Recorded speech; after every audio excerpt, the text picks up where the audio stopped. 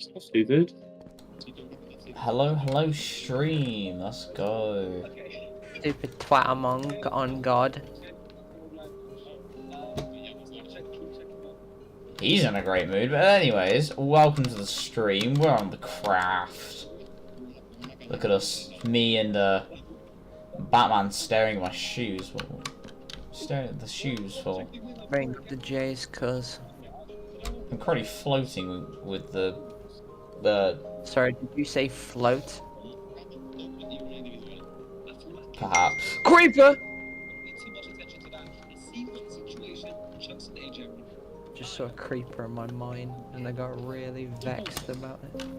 Anyways, let's probably go mining on the topic of mines. You know, it'd be really nice if we actually got some resources, but we seem to be always lacking. This is lacking, yeah. I've got 2 stacks of wood in there, and I've got a stack of cobblestone on me. What resources would you like? I don't know, maybe cave resources. In fact, hold up. I almost forgot about the big ass cave I found. Okay, And can I I have asked for your cobblestone? guys' help. We were busy! Hey Taylor. Hey Taylor. Yeah. Tell you what I think we did. What? Wait, hold on. You know that area over there? Yeah, Sorry, I just heard like a really loud. You know that area over there? Mm-hmm. Where we found all the coal? Yeah. There'll be hella caves over there. I think we go that way. There's I think- literally one right here. For the sake No, of that's your this cave. man's sanity, we'll go his first, and then we'll go. No, over because there. that's your cave, bro. You explore that cave. Charlie, can I have that cobblestone? We can explore it with you if you want, but Can I have that I thought you cobblestone wanted- now? Like, so I can like make pickaxes, because I don't own any. Thank you. alright, let's go. Alright, give me a minute. I need to.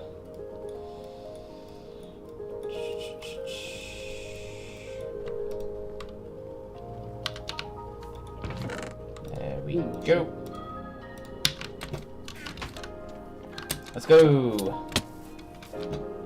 Just mind your step, I've made a very small and thin staircase.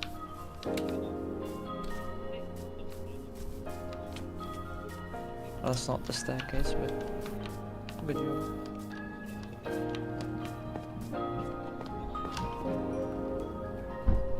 You tried. Sticker for effort. Hold on, let me see what this says. That's my duck. Instead, it's a chicken. Chicken jockey. So, do you remember how we found El Bobo? El Bobo Jr. Yeah, El Bobo Jr. Stead called it a duck. So I will just remind you, yeah. uh-huh. Anastasia also has access to that man's phone. No, that's definitely Stead. He's just realised. He's a duck to me. Trying to figure out where I went from here, because I went somewhere. Fair point, Stead. Fair point. It is 2025. You can identify as pretty much anything these days. If you think using medication for weight Taylor, loss how is the hell a do you shit, think you're gonna get out now? that using What do you insulin mean? means they're not working hard enough, or that someone with high cholesterol who takes statins is taking the easy route. Obesity is a disease that contributes to conditions like diabetes and the past. Hello. Have a useful, reusable exit, my man. I didn't get rid of the water. Do you think that was me? No, We have supported but I mean that it is very annoying to keep myself from falling in the water. we are When I committed to helping literally you made stairs all the way down would make it so much nicer. I literally read it as I was streaming. I was like, hang on a minute.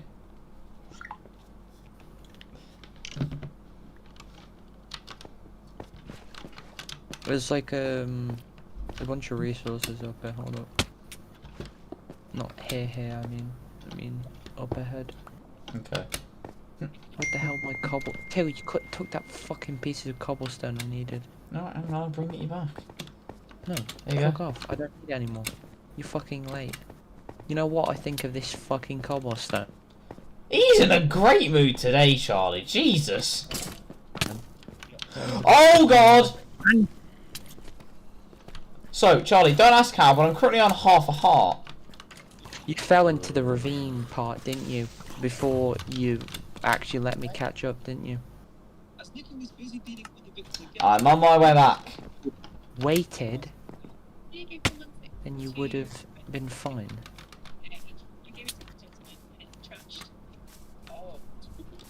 There's a skeleton. Exactly.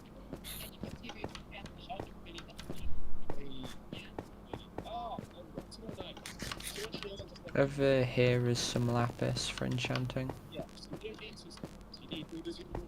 but I guess that doesn't matter.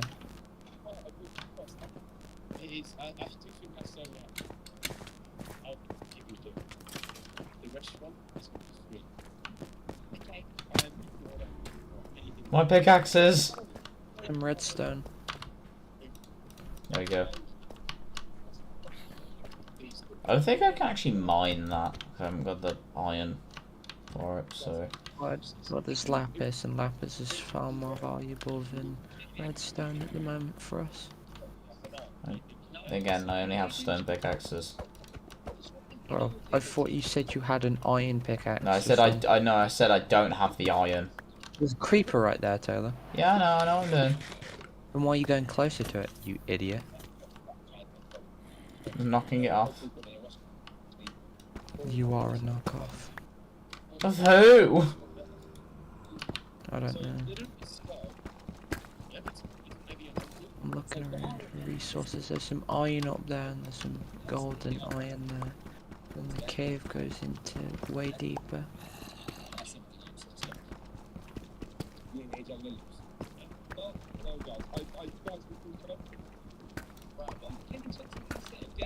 Taylor, beneath you is some iron. Sound.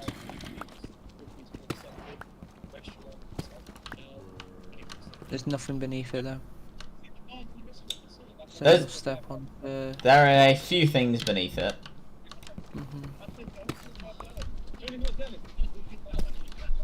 Such a wonderful cobble operation of a team.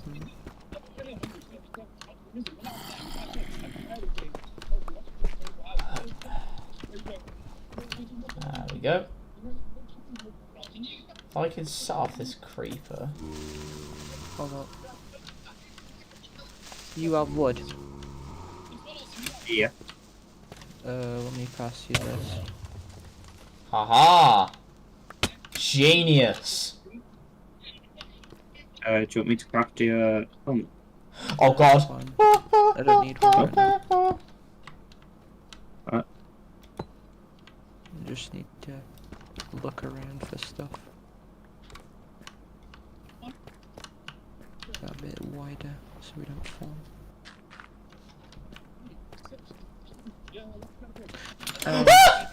Of course Taylor doesn't build a normal route.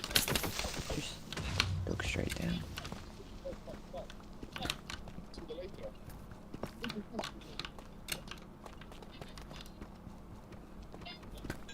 Oh, you can mine lapis with the stone pickaxe. I did not remember this. Yes.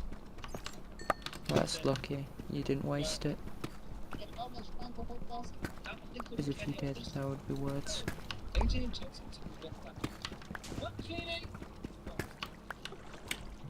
Anyone here? Sorry, just do you need any cleaning in your room? Any cleaning in you? Yes, yes.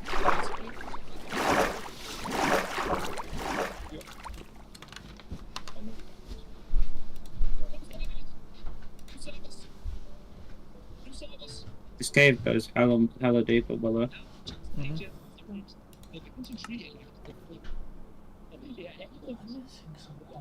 That's why I wanted us to explore it.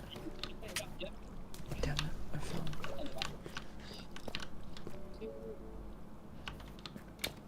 I'm just gonna say I may end up dying a few times with my current health status and the lack of food. I'm cooked. Hey, like, if you died, do you want to go on a like a food duty thing? Or... I'm about You to just die kill again, every mate. animal you see. I somehow survived. Oh, that was stupid. The creeper just zipped across my screen and didn't even give me time.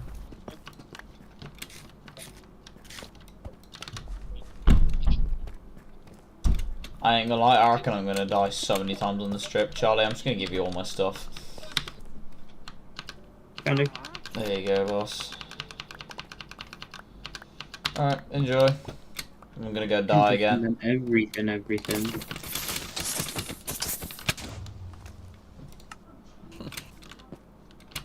Okay, it is What you- night time, so I don't think I'm gonna be going out at night. So, I'm just gonna lie in bed.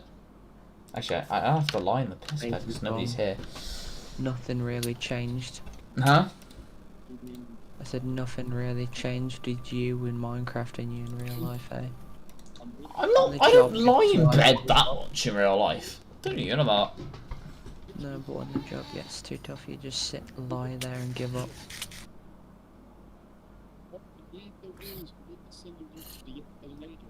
I'm being swarmed by zombies and I don't have enough stuff to regenerate with, so I think I'll take my leave.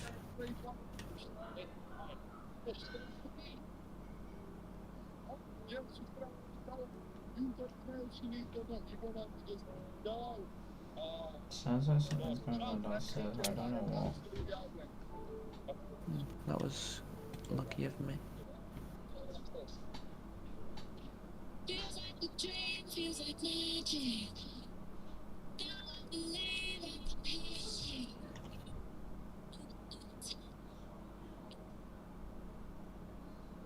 Can't you be like a vision?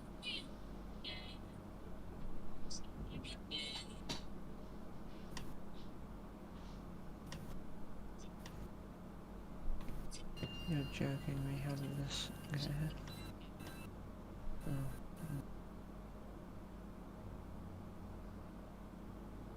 More creepers. There's 3 Oh. creepers! What is this piss take? Less Diamondes, people. Fucking 3 of these bastards. How is this fucking fair, Minecraft? Oh my god, there's so much iron around here too. 1 Diamondes, 2 Diamondes. Oh, 2 Diamondes, but that's good. The slow. That means we've got 3 Diamondes altogether because there's 1 in the chest. Oh yeah. I swear to God, if there's not a fucking diamond in that chest, you better fucking cough one up. Who said there wasn't? The way you said it. I can say things in different ways. Nah. Fuck off, creepy. I wasn't even near you and you just blew up your radius. Stupid fucking mob.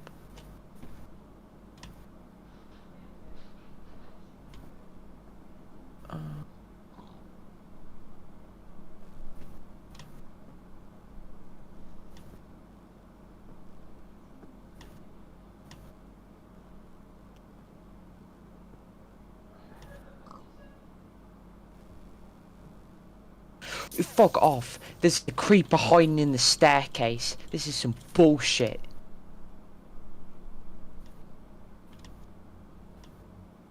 Fuck off. It's daytime. He can't have spawned. That's some horse shit.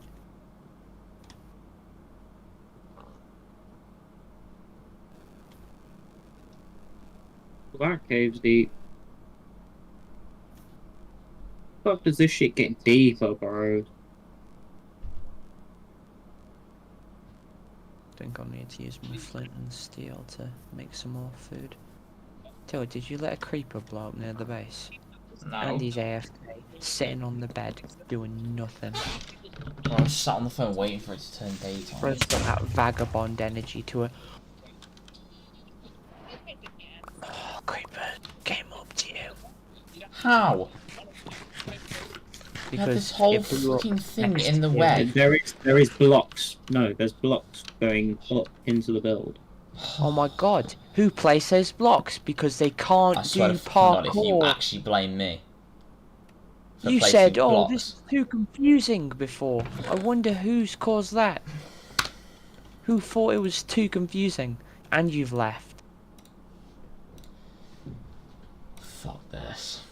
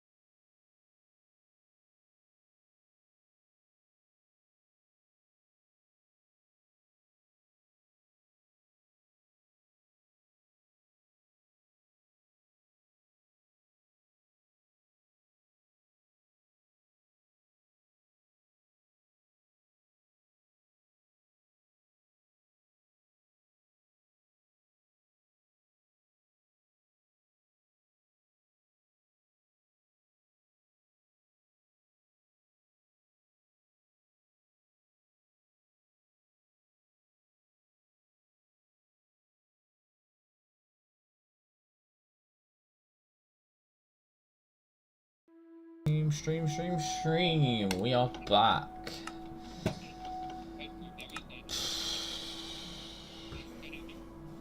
Your spawn has been reset, Charlie, because of some bastard creeper.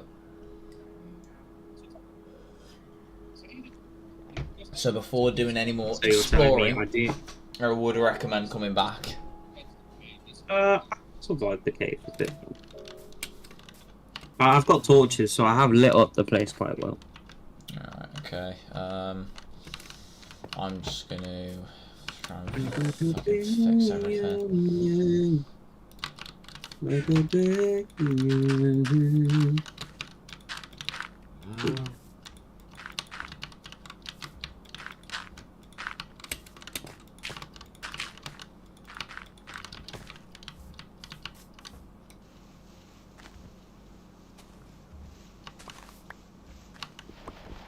I've actually got enough iron for a full set for all three of us. Fucking hell, fair play.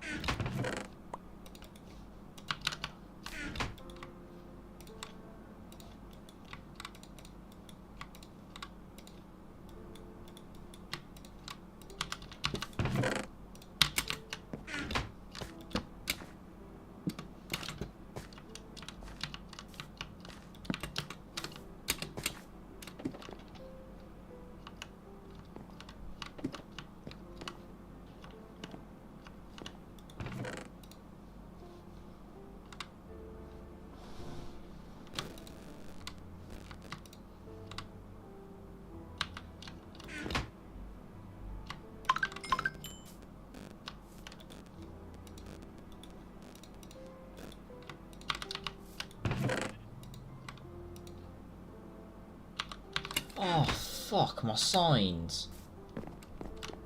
Fuck. Well, I'm gonna have to remake those. Shit. Unless they landed in Colby's inventory. I don't fucking know. Shit.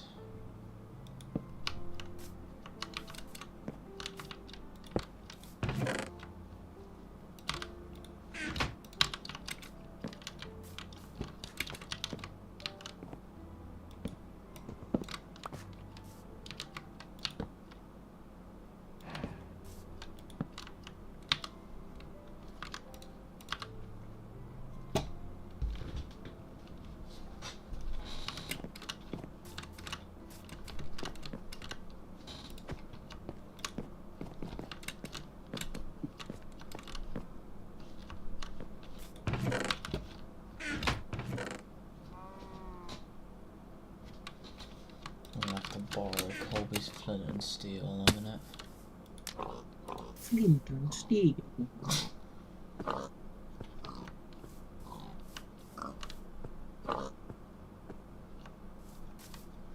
How did you not burn to death? Ow, not me.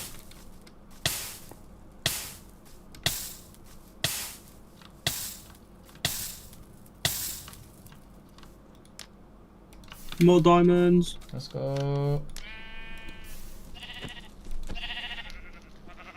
Look, I hate burning you guys to death as well too. Don't get mad at me.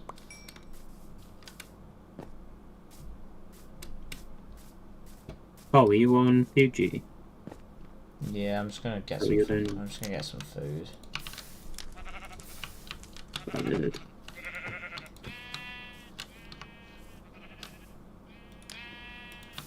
I feel like that's what we should do soon. Oh, Probably collect get some food. farms going. Yeah. Even if it's like wheat, bro, so we have some bread. Actually, I could probably Start up a wheat farm in a sec.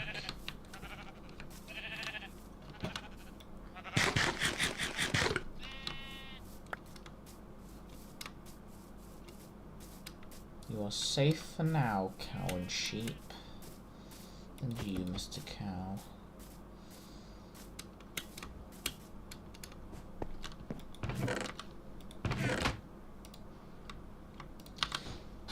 Alright.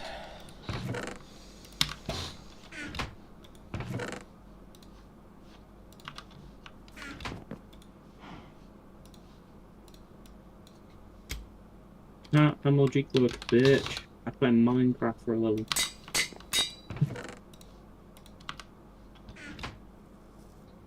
Reaper. And oh my god, is that a mine shaft? Taylor, this is the biggest cave I've ever seen. Colby, Taylor, I'm actually not even joking anymore. Colby, This really is genuinely the came biggest clutch cave at I've ever seen.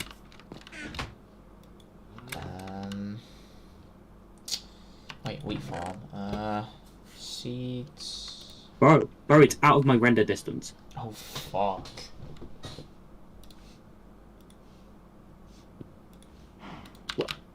It's like the rest of the world is just on a fucking...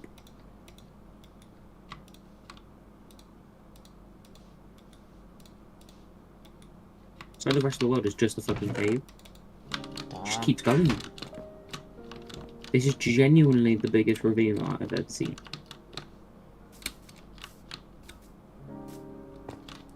Should we use some of the dirt from... Poison is not what I need right now. Poison is definitely not what I need. But luckily, there's enough zombies in here that I can eat rotten flesh. Let's go. Rotten flesh. Time to farm. Make a hoe. Thanks, Minecraft.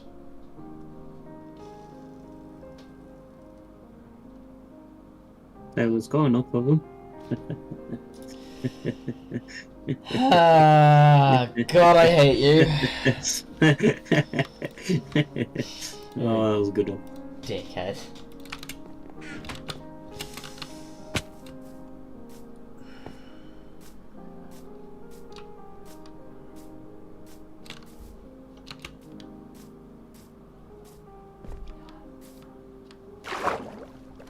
Like a small, simple farm for now, nothing too extreme.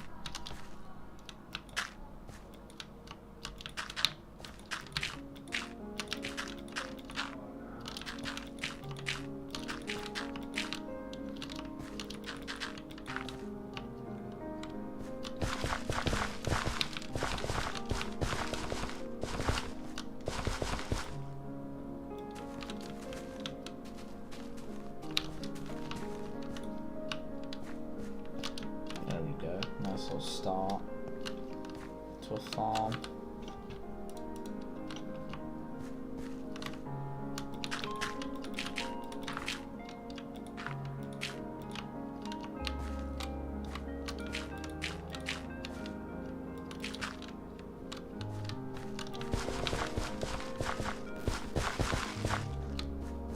There we go.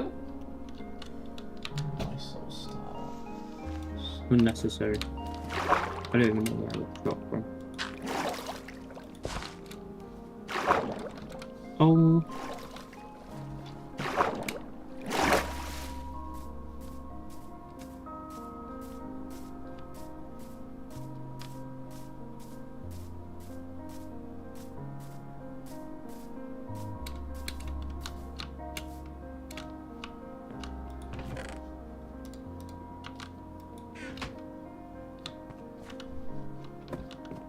It's turning night.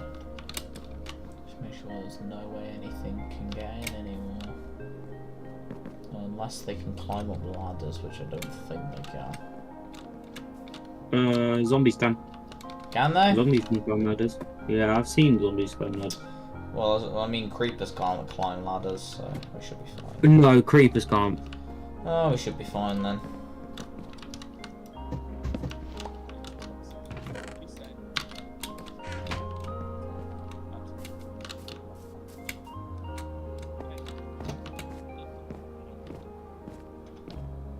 I added a ladder to the side of the shack just in case you like mess up the parkour, so you can just go up the ladder.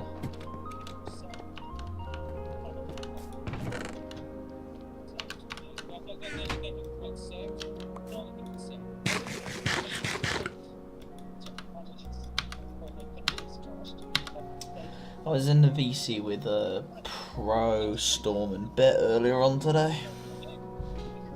Yeah. Yeah, it was. How are the old lot?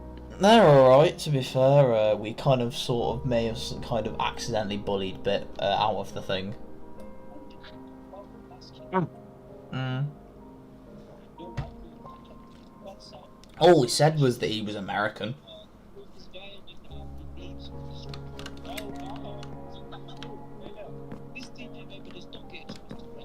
I'm just gonna lie and bet on Minecraft because there's not really much I can do at the minute. Kind of have to wait for things to grow before I can replant things. There's some bones in the chest Oh! that I remember. There are some Ah, bones in there the chest. is! I'm gonna leave I did keep bones. at least 10 oh, what armor in case we do I don't need? get a dog. I need pretty much a now, full fucking stuff. 51 bone meal, holy Jesus. Charlie, we're gonna have us a farm, boss. Yeah, I remember keeping pretty much everything. Well done for gatekeeping.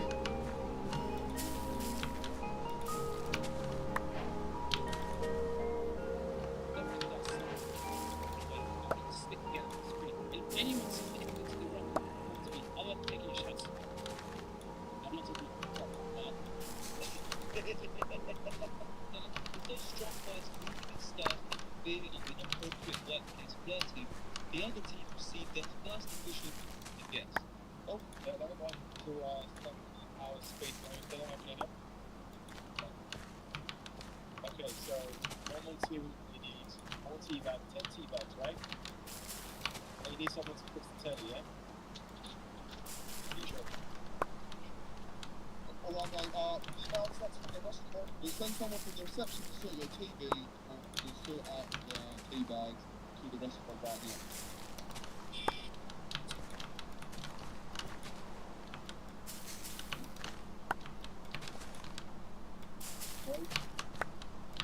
Yo, good job.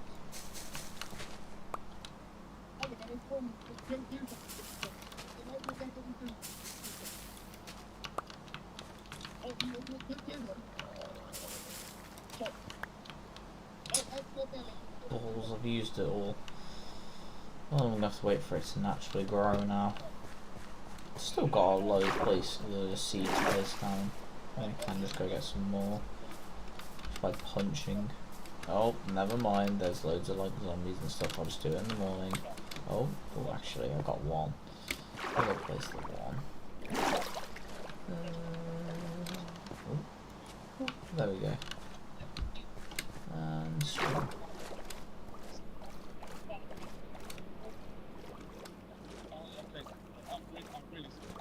I'm gonna chill in the soon-to-be house.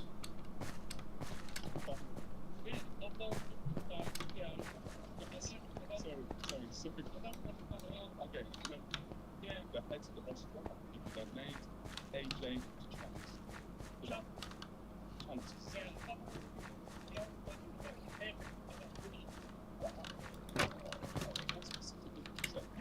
Just like, I'll go and absolutely lose my headache.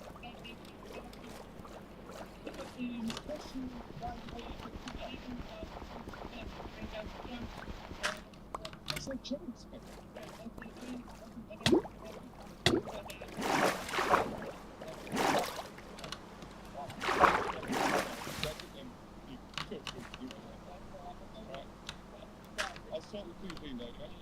My name's Latifah, I'm 39. I've been with Juniper for 4 months and I have lost 27 people. My first call was my last call, and it was only called in between months until it was gone. Once it left, that's where can I get food? What can I eat? Literally all I thought about was days. Now I look back and I'm like, that's not normal. I'm a new person. My name's Grace. I am 30 years old. I've been on Juniper for 9 months and I'm just 6 stone. She's in a fiction. brain that my relationship switched. I don't eat for single eating. Yeah, it's deep. There'll be hella diamonds down there, but I don't want to do that yet. I'll come back and do that another day. What I will do is I'll explore the rest of the cave on this level. This footage into this using clear condition. First, I used reframe to get the 60 foot. Then I went into After Effects, the rotoscope. I'm gonna take this cup downstairs. Then used to change the color to change pink to yellow.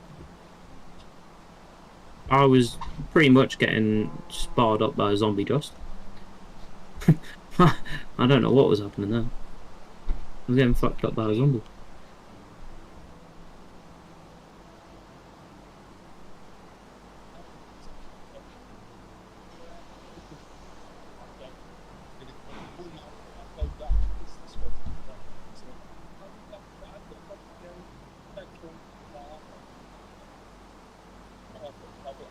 I get it straight. I'm so slow.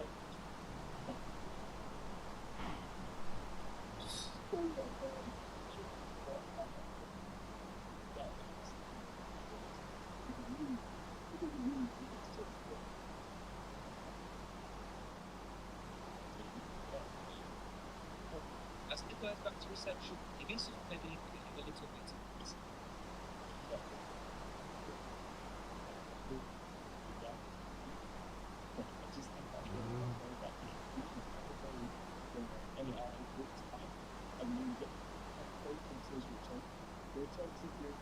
That's the blue team for the class checks is down to checks is motivated to keep the restaurants and the back to the ready?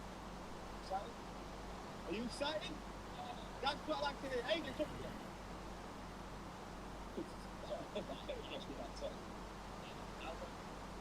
every single customer touch. Okay? By including by the service.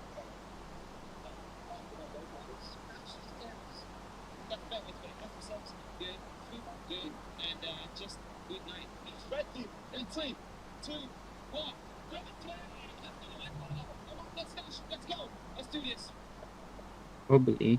I don't see any more resources anywhere nearby because realistically I want to come back, maybe set my spawn again. But that mine shaft, oh my god, that could be, bro, that could be like hella good spawners for us. I've just clocked, that could be XP, bro. That could be our XP fund. Hello?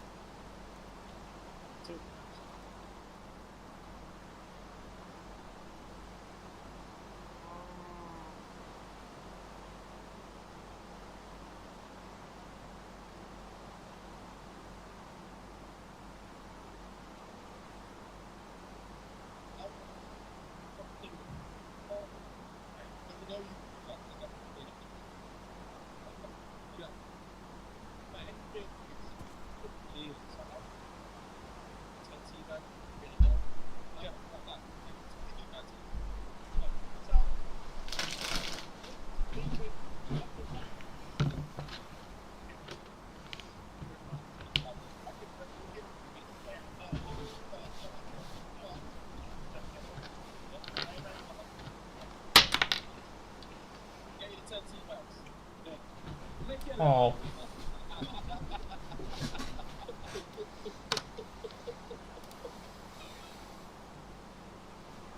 Okay, guys, there's 3 minutes left, so I think we just sit.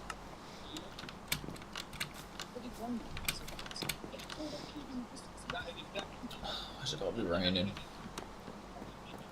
Oh.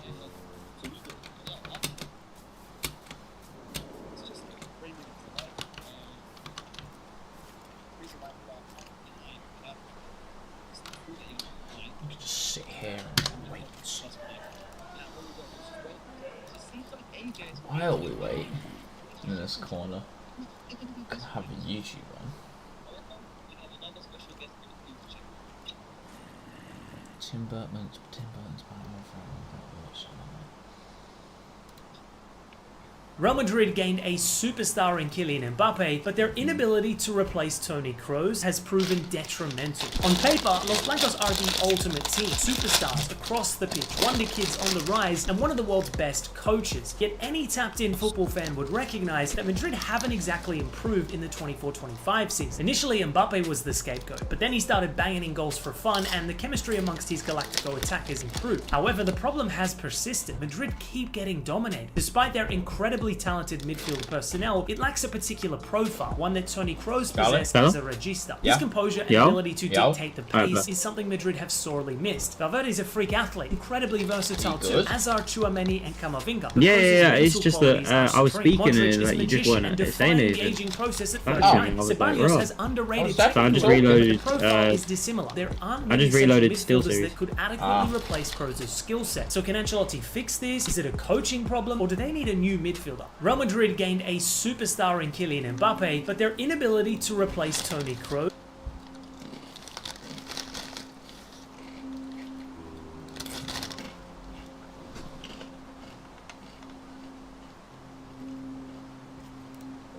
Why does Fernando Alonso love Lance Stroll so much? Since joining Aston Martin, Alonso has described Stroll as a potential world champion, suggested setup adjustments on the radio, and he's even praised a move he saw Stroll make on the trackside TV screens. Alonso claims he's always been this helpful to his teammates, and that the only difference is that the F1 TV broadcast is choosing to air more of his good deeds now. To get the slightly cynical reasons for this loving out of the way first, Alonso knows who pays his salary at Aston Martin, and it just happens to be Lance's dad, Lawrence Stroll, so playing nice with the owner's son isn't a bad idea. Secondly, Alonso is probably quite happy helping Stroll out and talking him up because he doesn't view... I was just watching a YouTube short and it was talking about how, like, why Fernando Alonso loves Lance Stroll, and the guy said that well, his son, his dad is the owner of the team, so playing nice with the son, I mean, it's going to get you good pay. View him as a threat, and the better you Hey, I tell can't him who argue your with both teammate is, the methods. better you No, look for constantly beating bro, him. I'd But back there's it. another reason. Alonso has compared Stroll favourably to his former Alpine teammate Esteban You Ocon, do have who to be Alonso nice. believes was too focused on beating him rather than working together like he and Stroll do to get the best result for the team. Why does Fernando Alonso...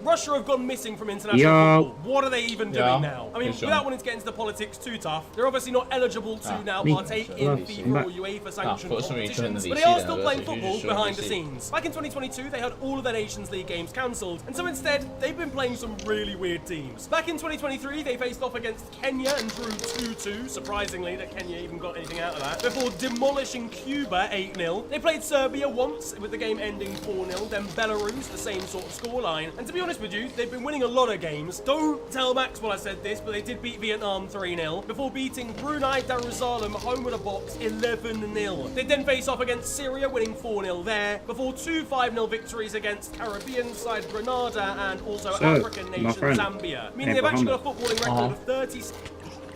What food has been What if cooked up for us? There's some mutton, I believe, that I managed to get. Yeah? And the wheat is... There should be some bread in there, I believe. There is some wheat downstairs that's being chefed up. Downstairs? Sorry, I say downstairs. Not downstairs, but like... Kim Jong-un has banned three I made a little from being makeshift shown on farm. North Korean TV. And there's one very clear Whereabouts? reason as to why. A lot of information doesn't really make it. Second. Whereabouts? Hang on, I'll show you. I just currently have like crisps in my mouth, so Yeah, also, there's like enough iron in there for a full set. it's over here. Like you can see it. Low on there. Oh, shit. Yeah. Did you use all the bones? Not all of them. I saved 10 just in case. Like, you know, for like dog.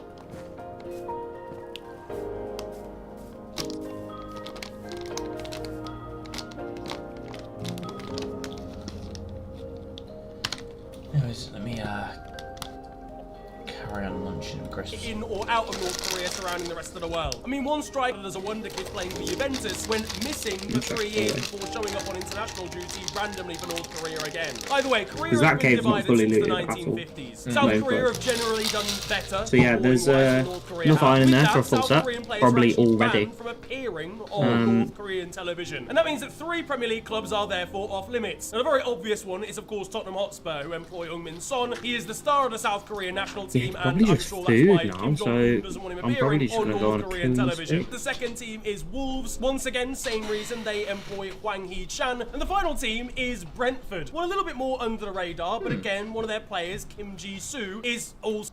That's interesting. So, Wolves, Spurs and Brentford are banned teams from being shown in North Korea. South Korean, so it means that they can't appear on North Korean state TV either. Yeah, weirdly enough, right. games are shown 4 months after they happen. It is because because South Korean players like Hwang. In North Korea. I don't know whether that's so that they can pixelate these players out of the game or just because they don't care enough. Either way, North Korean football, a little bit weird. Tim Burton directed Batman Forever. Well, first of all, he wouldn't have called it that. He's on record saying how much he hated that title, claiming Batman Forever sounded like a tattoo somebody would get when they're high on drugs, or something a kid would write in a yearbook. The working title to Tim Burton's Batman 3 was Batman Continues, which is pretty much what the film was going to do, pick up right where Batman Returns left off. But what about the rest of the movie? What would that have been like? To answer that question, let's go back to the year it all started. Batman '89 was a phenomenon, and while it was the year's highest grossing movie in North America, the merchandising sales far exceeded what it made at the box office. As filmmaker Kevin Smith aptly put it, it was the summer of Batman. In '89, you couldn't walk down the street in America and other parts of the world without seeing that very familiar logo. Warner Brothers had struck gold and realized that they had a massive franchise on their hands. Luckily, the first movie, I never heard the word franchise. That sort of developed over the last couple of years. Which is why they doubled down on tie-ins, sponsorship deals, and merchandising for its sequel, Batman Returns. Everything from boots to bubble bath to Batmobiles, from slippers to sequins and sleeping bags. Right, girls? The Penguin promoted Choice Hotels, Batman and Catwoman promoted Diet Coke, and in what has become an infamous example, McDonald's converted 9,000 outlets into Gotham City restaurants, wrapped their food in Batman-themed packaging, and included Batman toys in every kid's Happy Meal. When McDonald's signed on, they thought they were marketing a family-friendly blockbuster. But once they saw the film, they were horrified to see Michelle Pfeiffer shoved out of a skyscraper, Christopher Walken get electrocuted to death, and Danny DeVito bite the tip off someone's nose, amongst other inappropriate things for children. I upset McDonald's because they thought it was too dark. The Happy Meal was exclusively for young kids, so McDonald's was effectively marketing a film that those kids really shouldn't have been seeing. I think it's not appropriate at all that they're doing this kind of tie-in for the kids. And when she drives by the movie, she says she wants to go see the movie, and when I tell her she can't see it, she bursts out into tears. The backlash from parents was immense, and what was worse, Batman Returns wasn't the massive hit that the first one was. I didn't like the second one as much. I thought it got really dark. By giving Burton more creative control on the sequel, Warner Brothers had basically fumbled the bag, and the result was a film that was more personal and more character-driven, but wasn't the four-quadrant blockbuster Warner Brothers was looking for. So when it came time to explore doing Batman 3... I had actually, at one point, I think, considered doing a third one until I realized, in talking with Warner Brothers, they basically came out and said they didn't want me to do another one, So out went Tim Burton, and in came Joel Schumacher to lighten things up and give Warner Brothers the family-friendly Batman movie they were looking for. And the result was a fun, lightweight, but mostly forgettable movie. I liked it while I was watching it, and as soon as it was over, it didn't mean anything to me. And as the days have gone on, it's meant even less, if that's possible. And history has largely forgotten about it too. And that's because in the years since, it's been heavily overshadowed by its absolutely bonkers sequel, Batman and Robin, which nearly killed the franchise. If there's anybody watching this that, let's say, loved Batman Forever and went into Batman and Robin with great anticipation, if I disappointed them in any way, then I really want to apologize, because it wasn't my intention. But that hasn't kept fans wondering what Batman Forever would have been like had Tim Burton finished his trilogy. So let's take a look back at what could have been Tim Burton's Batman Continues. Keaton would have been back, as would Michelle Pfeiffer as Catwoman, who was wildly popular and also in talks to star in her own spin-off film, which Burton was also attached to direct after Schumacher took over Batman Forever. Presumably, Batman Continues would have seen her and Bruce's relationship develop further, potentially leading to a captivating love triangle with the inclusion of a new love interest for Bruce, which I'll come back to in a minute. And because a Catwoman spin-off film was very much on the table, her character arc in this movie could have seen her transition from villain to hero, laying the groundwork for her standalone adventure. Without a doubt, Gotham would have been visually consistent with the previous two films, and not looked like Joel Schumacher's take on a glow-in-the-dark laser tag arena. Plus, there would have been no nipples on the Batsuit, as you can see it being designed here while Keaton was still attached to the project, hence his face on these models. Burton recently addressed this, commenting on Warner Brothers, "You complain about me, I'm too weird, I'm too dark, and then you put nipples on the costume? Go yourself." And while Billy D. Williams was absent from Batman Returns, he was contracted for one more appearance. Had he returned to finally transform from Harvey Dent into Two-Face to take over Gotham's criminal underworld, his take on Two-Face would have been wildly different from Tommy Lee Jones, who was so over the top it was like he missed the point of the character entirely and was just doing an impression of Nicholson's Joker. It would have been different from Tommy Lee's. I got my own kind of madness. Unfortunately, contrary to popular belief, I don't think Billy D. Williams would have been back. For one, Burton nixed the character from Batman Returns and replaced him with Max Schreck instead. And two, in the mid-90s, Billy D wasn't exactly a box office draw, and after Jack Nicholson played the Joker, these films were known for casting A-listers as their villains. The only situation in which I'd see him returning is if Two-Face wasn't one of the main villains, and was more of a secondary character instead. Speaking of main villains, in the lead-up to Batman '89, Robin Williams vigorously campaigned for the part of the Joker. As with Batman, there were names, Robin Williams, so many actors wanted to be the Joker. However, the studio's first choice had always been the legendary Jack Nicholson. Here's Johnny! As negotiations with Nicholson came to a stalemate, Warner Brothers saw an opportunity to leverage the situation. They dangled the role in front of Williams, using it as a bargaining chip to entice Nicholson into signing on. Faced with this ultimatum, Nicholson relented and accepted the gig. Williams was understandably furious for having been used. Sometimes they use you as bait, and they say, we're sending it out to him. And you go for it, and then they give it to somebody else, because they're saying, it's out to him. And he goes, well, I better take it. Or all different reasons. I don't know what happened with that. But it's, maybe there'll be something else down the line. Maybe the Riddler. So when the time came to make Batman 3, screenwriters of the film, Lee and Janet Batchelor, suggested the Riddler as one of the main villains. The studio agreed and suggested Robin Williams for the role, hoping to make amends for what happened the last time around. It's important to note that at this time, Warner Brothers was also in negotiations with Keaton to come back too, and he was demanding $15 million plus a cut of box office receipts and merchandising, something Warner Brothers was hesitant to pay. Williams' agents demanded the same, even though Williams worried by doing so he was overplaying his hand. His agents told him, don't worry, there's nobody in town that can do what you do, or else we'll represent them. Obviously forgetting about Jim Carrey, who was at the peak of his fame. Warner Brothers made an offer to Carrey instead, and the rest is history. Had the Riddler been featured in Tim Burton's film, which is likely since the studio was pushing for it, and Williams had been cast, I think it's safe to say we would have seen something more sadistically cerebral. If we go by Robin Williams' villain turns in 1 Hour Photo and Insomnia, it's possible his Riddler wouldn't have been the campy, off-the-wall version we got in Jim Carrey, but perhaps something more frightening, although I would imagine still very manic.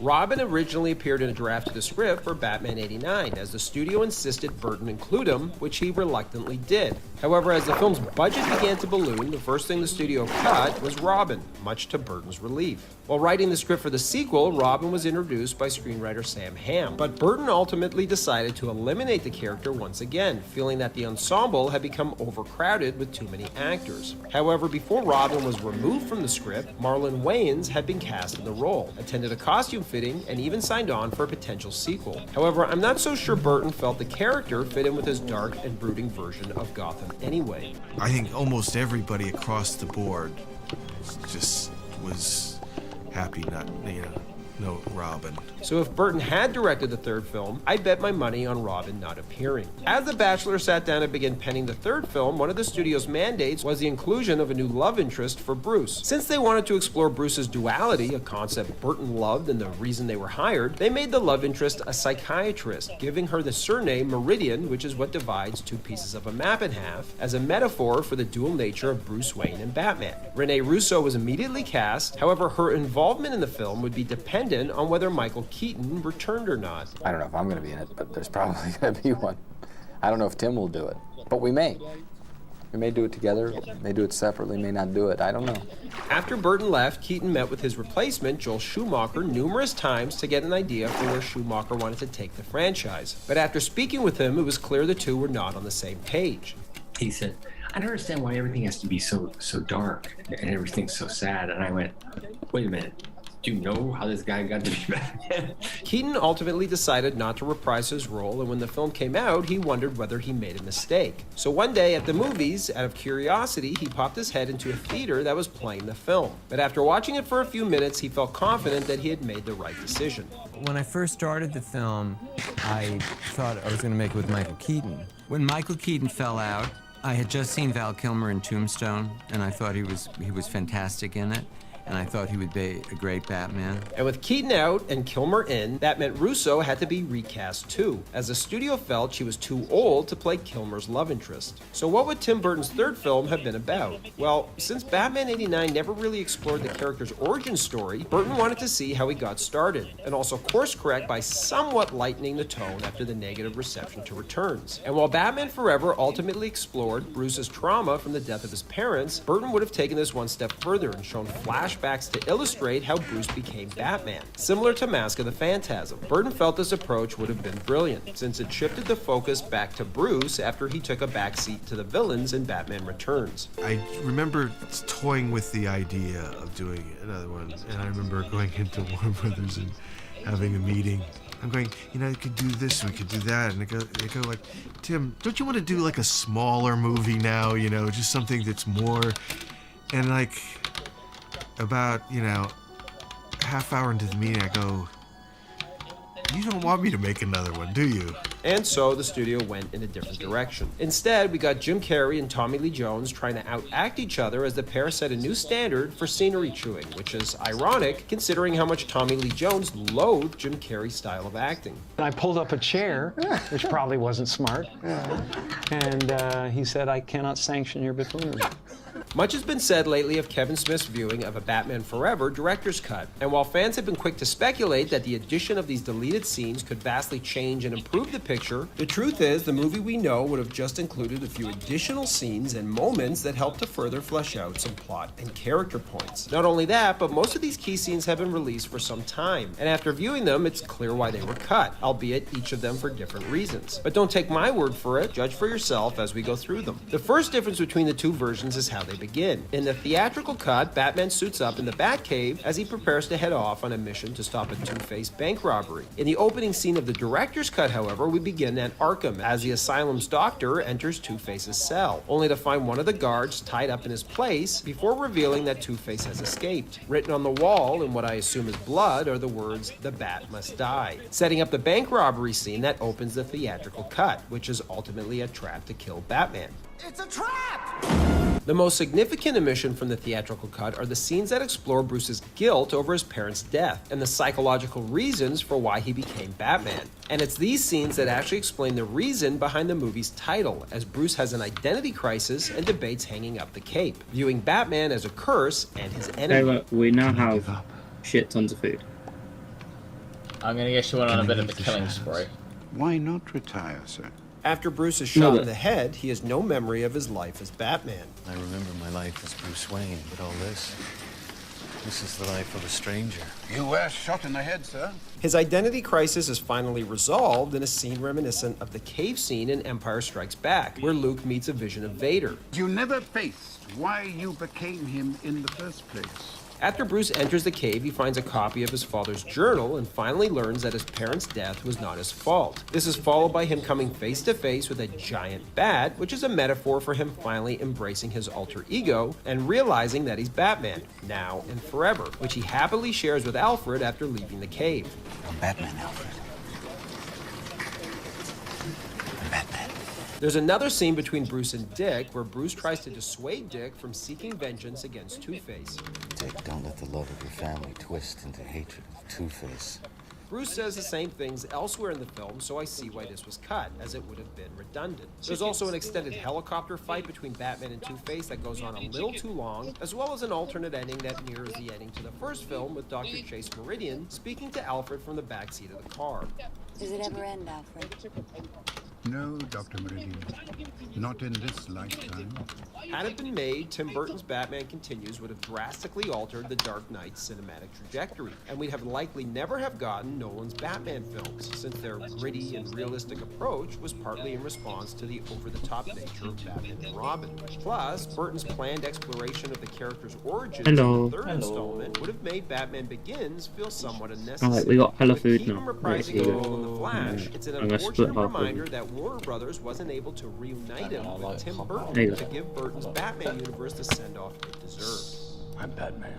Thanks for watching, everybody, and don't forget to like and subscribe for more So, content. do you want to go back down?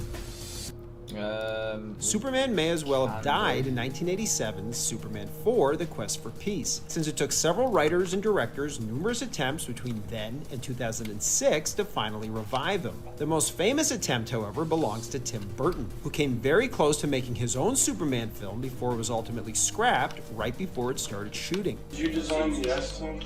Well, we kind of took it off from the more modern ones where it's a little just Titled Superman Lives, Burton's version of the Man of Steel would have been bonkers, and I mean that in the best way possible. It would have featured crazy Nick Cage as Superman, Brainiac and Doomsday as villains, and Superman dying and coming back to life, amongst a bunch of other crazy things. This Just film is realised really I need out there, obsidian, and that's so I'm part of the gonna reason why have to fans have diamond been so it. fascinated with it for years, but also why it was ultimately canceled, which we'll get to. And you were going to do Superman, which I was excited about, with Nicolas Cage as Superman. Yes. I said, this is going to be great. Yeah, I'm excited about it too. Yeah, and what went wrong? So without any further ado, let's dive in and take a look at what could have been Tim Burton's Superman Lives. In the early 90s, comic sales for Superman were lagging, which is why writers at DC decided to do the unthinkable.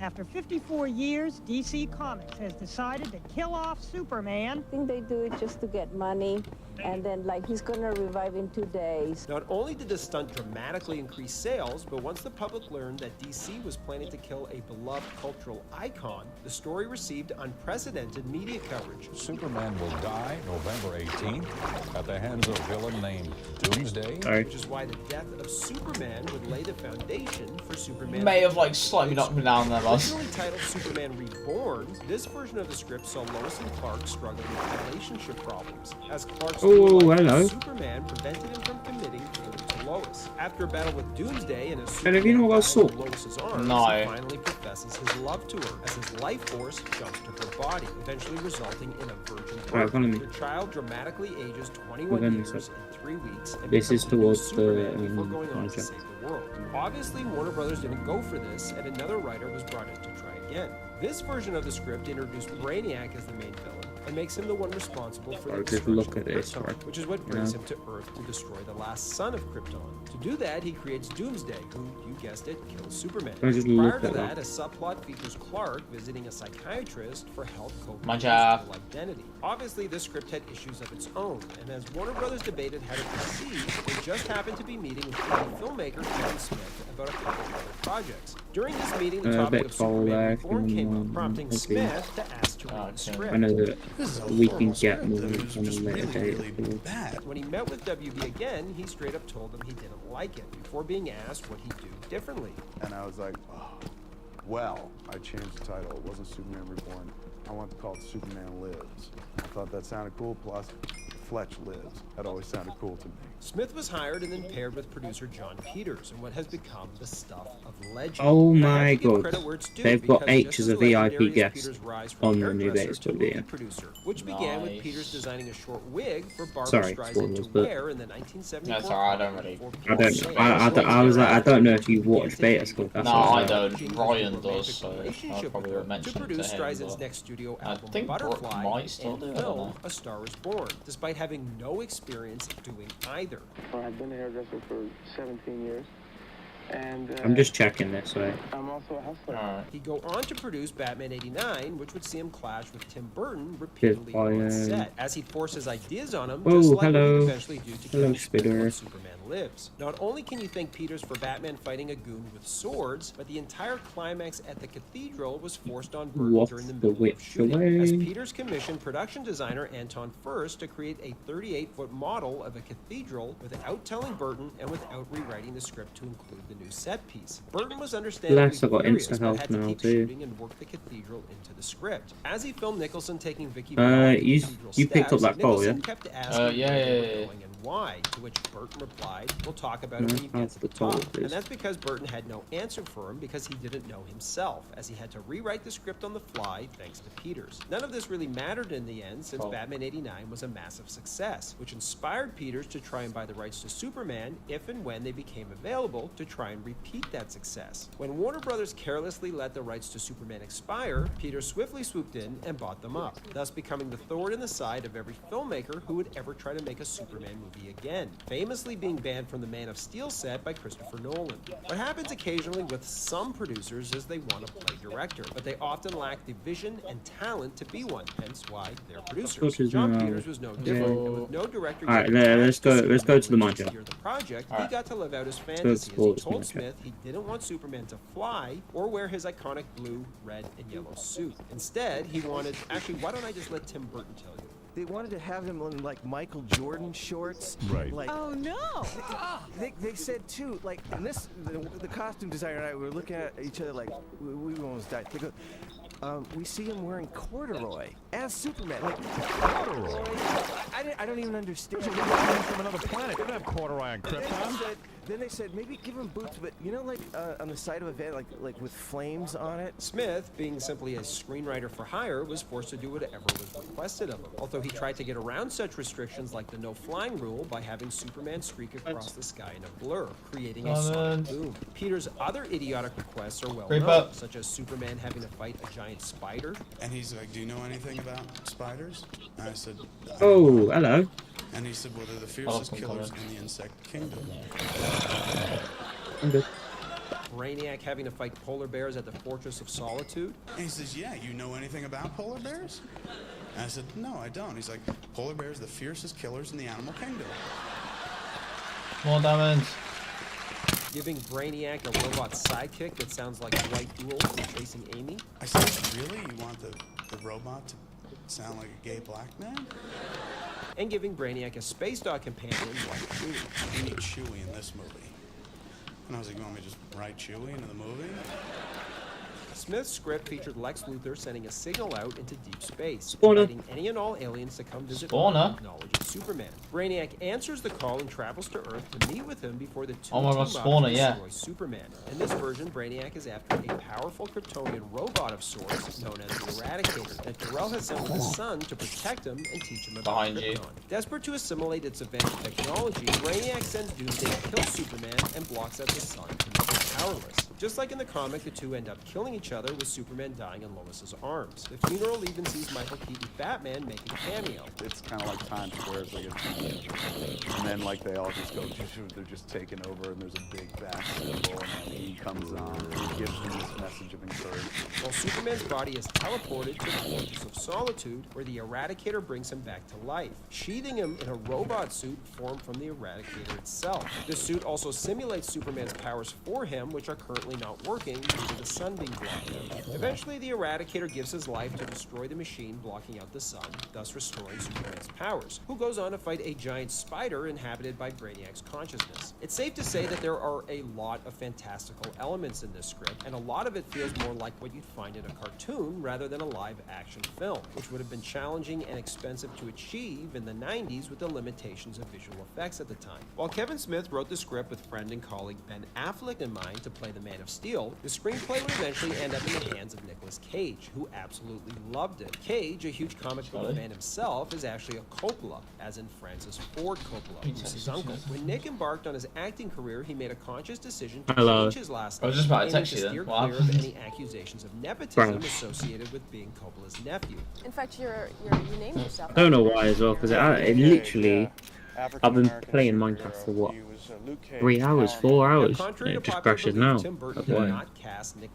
I got rid of all the mobs and stuff. Originally, producer John Peters was set to hire and I have the stuff that was in the chest. It was a saddle. I think there was like 2 pieces of gold, gold horse armor, and the music disc. So with that, both he and Cage signed on, each getting pair play deals for What, for the spawner? and $20 million respectively. The spawner, yeah. Whether the movie was made or not. And in one of the only times well, it's good XP anyway.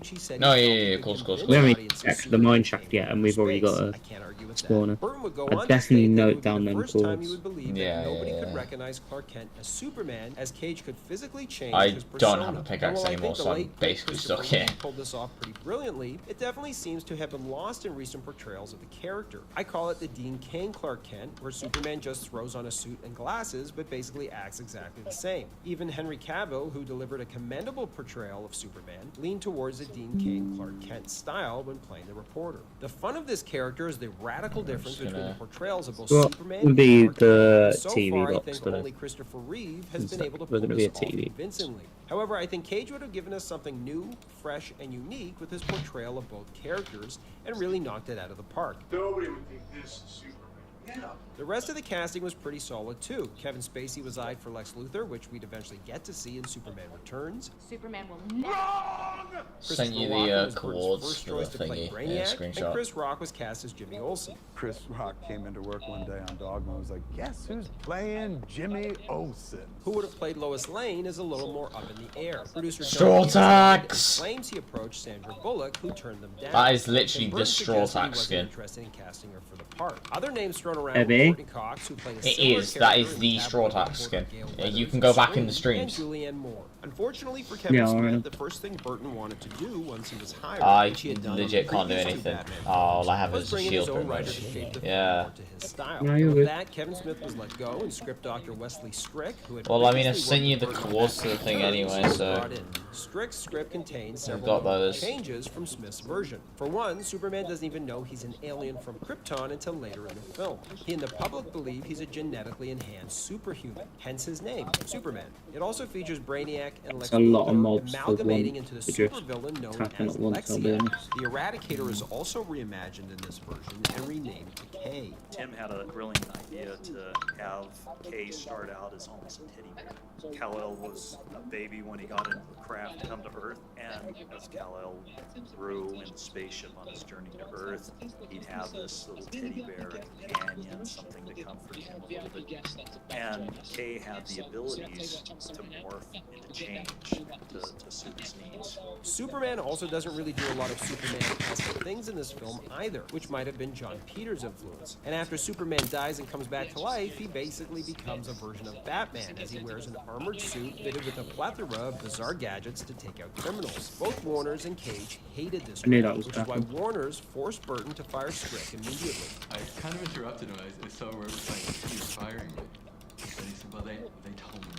He'd be replaced by Dan Gilroy, writer and director of Nightcrawler, who was tasked with not only improving the script, but getting the budget down too. While the script continued to be rewritten, pre-production charged ahead at full speed with the construction of sets, the design and testing of costumes, and of course John Peters' persistent meddling. Just like on Batman '89 with the Cathedral, Peters went over Burton's head again, going straight to the art department and forcing them to copy the cover of a National Geographic containing a picture of a skull ship. Peters also would bring kids into the art department office and have them write the concept drawings. Did you say your spawn? To see if they'd make for good toys. Yeah. That's Around this time, Warner Brothers found That'd itself be on a appalling. cold streak after producing a Oh string my of days. successive box office bombs, one of which being Joel Schumacher's infamous Batman and Robin, which Burton would blame for not Okay, only I'm gonna make saving my way the Superman down. film, but destroying Alright, the Batman franchise as well. It was at this I'm point that currently Warner like Brothers just got punching confused, and things. the budget for Superman Lives had ballooned Yeah, to an fast. absurd $300 million if it were to go forward. Not only that, but internally they voiced concerns that Tim Burton's vision might alienate audiences, just like what happened with Batman Returns, which led to the film underperforming at the box office. Your guess for why they didn't voice these concerns before he was hired are as good as mine. And with millions already spent on the film, Warner Brothers decided to bite the bullet Some and damage. cut their losses, Some damage. actually canceling the project with only a few weeks to go before the start of production. Much of the budget that was slated to go towards Superman Lives, as well as John Peter's infamous Giant Spider, would be diverted to the production of Wild Wild West. Which is a shame, because if you listen to Nick Cage talk about the I'm dead. film before it was Oh canceled, my you god, can I tell survived how that. excited he was to I be really a part hope of you're it, not and dead. how invested he was in the project. Ah, I'm being attacked by a fucking baby zombie. Piss off. You know, it's okay to be different. And you know, kids are in class getting called weirdo. Don't feel bad because you know. Oh Superman, fuck, man, I'm being shot. He's from outer space, and so I hope there will be elements that will be unique. And I think with Tim Burton, there will be. You know, and I think it'll have a lot of soul. Oh shit. And if you listen to his thoughts after it was canceled, it's clear he's still a little I'm just sour gonna that have it to never happened. fucking run in and chest everything off. Totally let go. Yeah. I'm not. And who can blame him? Because Superman Lives would have given us a truly ambitious and unique take on the Man of Steel. And even though this film was never made, it continues to capture our imaginations to this day. Do you still see yourself as playing Superman? No, not at all. I think you would have been a good Superman. Thank you. I think that's one of the great tragedies of cinema history that doesn't happen. We were robbed. Thanks for watching, everybody, and don't forget to like and subscribe to Bullets and Blockbusters for more great content.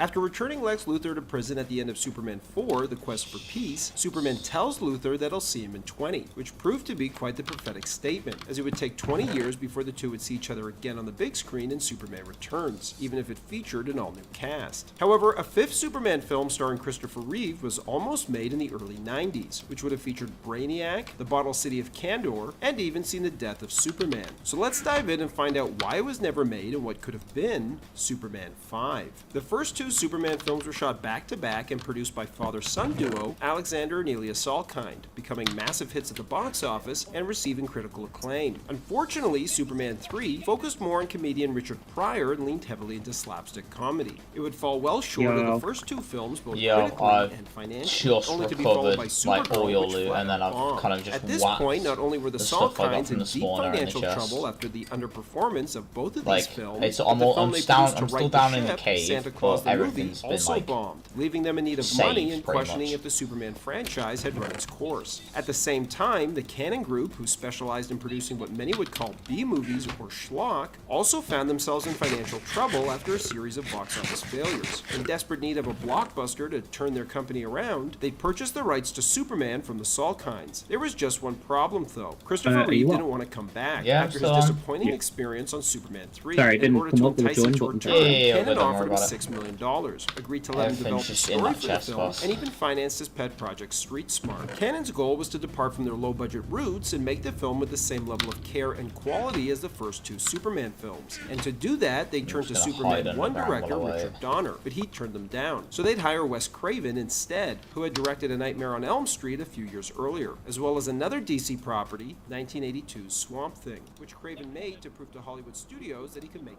action films and wasn't just a horror director. Unfortunately, he and Reeve failed to see eye to eye, leading Reeve to use his power to force Craven out and request Cannon hire Ron Howard to replace him hot off the boom. Instead, Cannon would hire Sidney J. Fury to direct, since he had a reputation for completing movies on time and on budget, even if he had very little experience with special effects. However, in his fuck off, defense, this his is horror skeleton. film The Entity was declared by Which director fuck Martin off. Scorsese as Hello. one of the scariest movies of all time. Uh-huh. The Vietnam War film The Boys and Company C There's a allegedly skeleton strongly nearby. influenced Stanley Kubrick's Full Metal Jacket, or Regardless, since Canon was used to producing low-budget films, they needed considerable money in order to finance the effects-heavy Superman 4. Not only that, but they were in serious financial trouble as their business model, which involved borrowing money against projected future revenues from their film projects, had finally caught up with them as their films failed to perform as expected, leaving the company without enough revenue to cover their loan payments. To keep them afloat, they'd strike a distribution deal with Warner Brothers, and then use the credibility they got from that deal to take out a $65 million line of credit with the First Bank of Boston.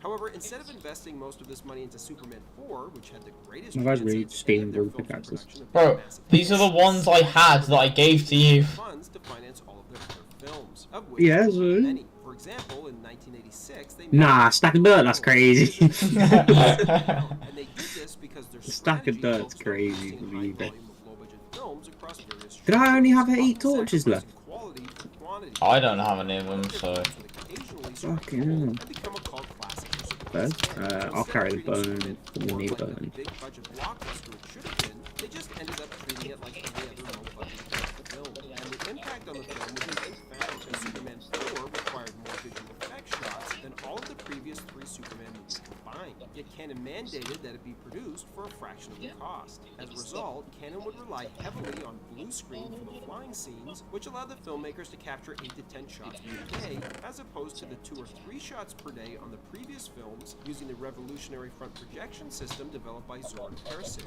called the Zoptic process, which won him an Oscar in technical achievement. And while this decision may have saved Canon time and money, the results speak for themselves. On top of this, location shooting was also kept to a minimum, with the biggest sore spot for me being the decision to shoot Superman's arrival to the United Nations headquarters located in New York at an industrial park in England randomly littered with fake fire hydrants. When the film was finally screened for test audiences, it was a disaster, as Warner Brothers, who had paid to distribute the film, ordered Canon to cut 45 minutes from Sidney J. Fury's 134-minute director's cut. Eager to be a team Alright. player, Fury agreed and told Canon that they may have to Does my shift work again? so the story would make sense. But Canon refused, not wanting to I'm gonna cry if that's crashed. reduce the runtime, thinking that theater owners could have more screenings per They're day, currently not moving. resulting in higher profits. This decision Yeah, Minecraft left. did freeze. So I literally, no, I literally pressed the home button that tabs me out. Hold up, I'm gonna play windowed. See if it fixes. Genuinely playing windowed works so well for some reason. I genuinely wonder if this fixes now. Because if so, I'll just always play windowed. I already always play windowed because of Spotify and YouTube.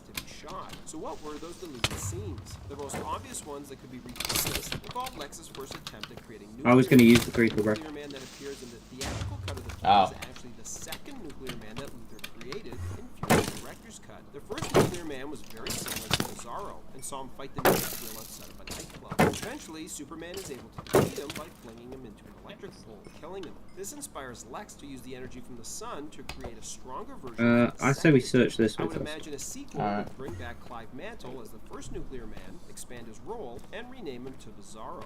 Other scenes that could be repurposed are Clark waking up from a nightmare, saving a kid from a tornado, and a few deleted scenes showing Clark's romantic relationship with Lacey Warfield. However, while there's more deleted scenes that were never released, many of the ones that were specifically reference the events in Superman 4, like Superman disarming the world's nuclear weapons. So I'm not sure how these Wait, scenes could be which way is the repurposed mine shaft? unless they were done It's with above us, dialogue, boss. which would just be awful, but not Is something it? I couldn't Yeah. canon. However, considering what a disappointing experience Superman 4 was for No, Reeve, I can't highly be. doubt he No, would it's this come way. back to shoot additional scenes. Yeah, no, it's Which above way us. is? Monster of the movie, as he'd blame No, it's Superman there. 4 Yeah, for above his us. career. Regardless, nothing Yeah, would above ever us come this of way, this. though. Still counts as being above. But Canon would finally fold, resulting in the Superman rights reverting back to the Salkinds. And while Reeve would worry that he was getting too old to play the character, saying that Superman is permanently 30 and should be recast like James Bond, he was still open to playing the Man of Steel one last time now that the Salkinds are property again. But the script would have to be brilliant, and the budget on par with the first film adjusted for inflation in order to have great visual effects, compete with contemporary blockbusters, and attract A-list talent to star opposite him. Luckily for Reeve, even the Salkinds wanted to do just that, and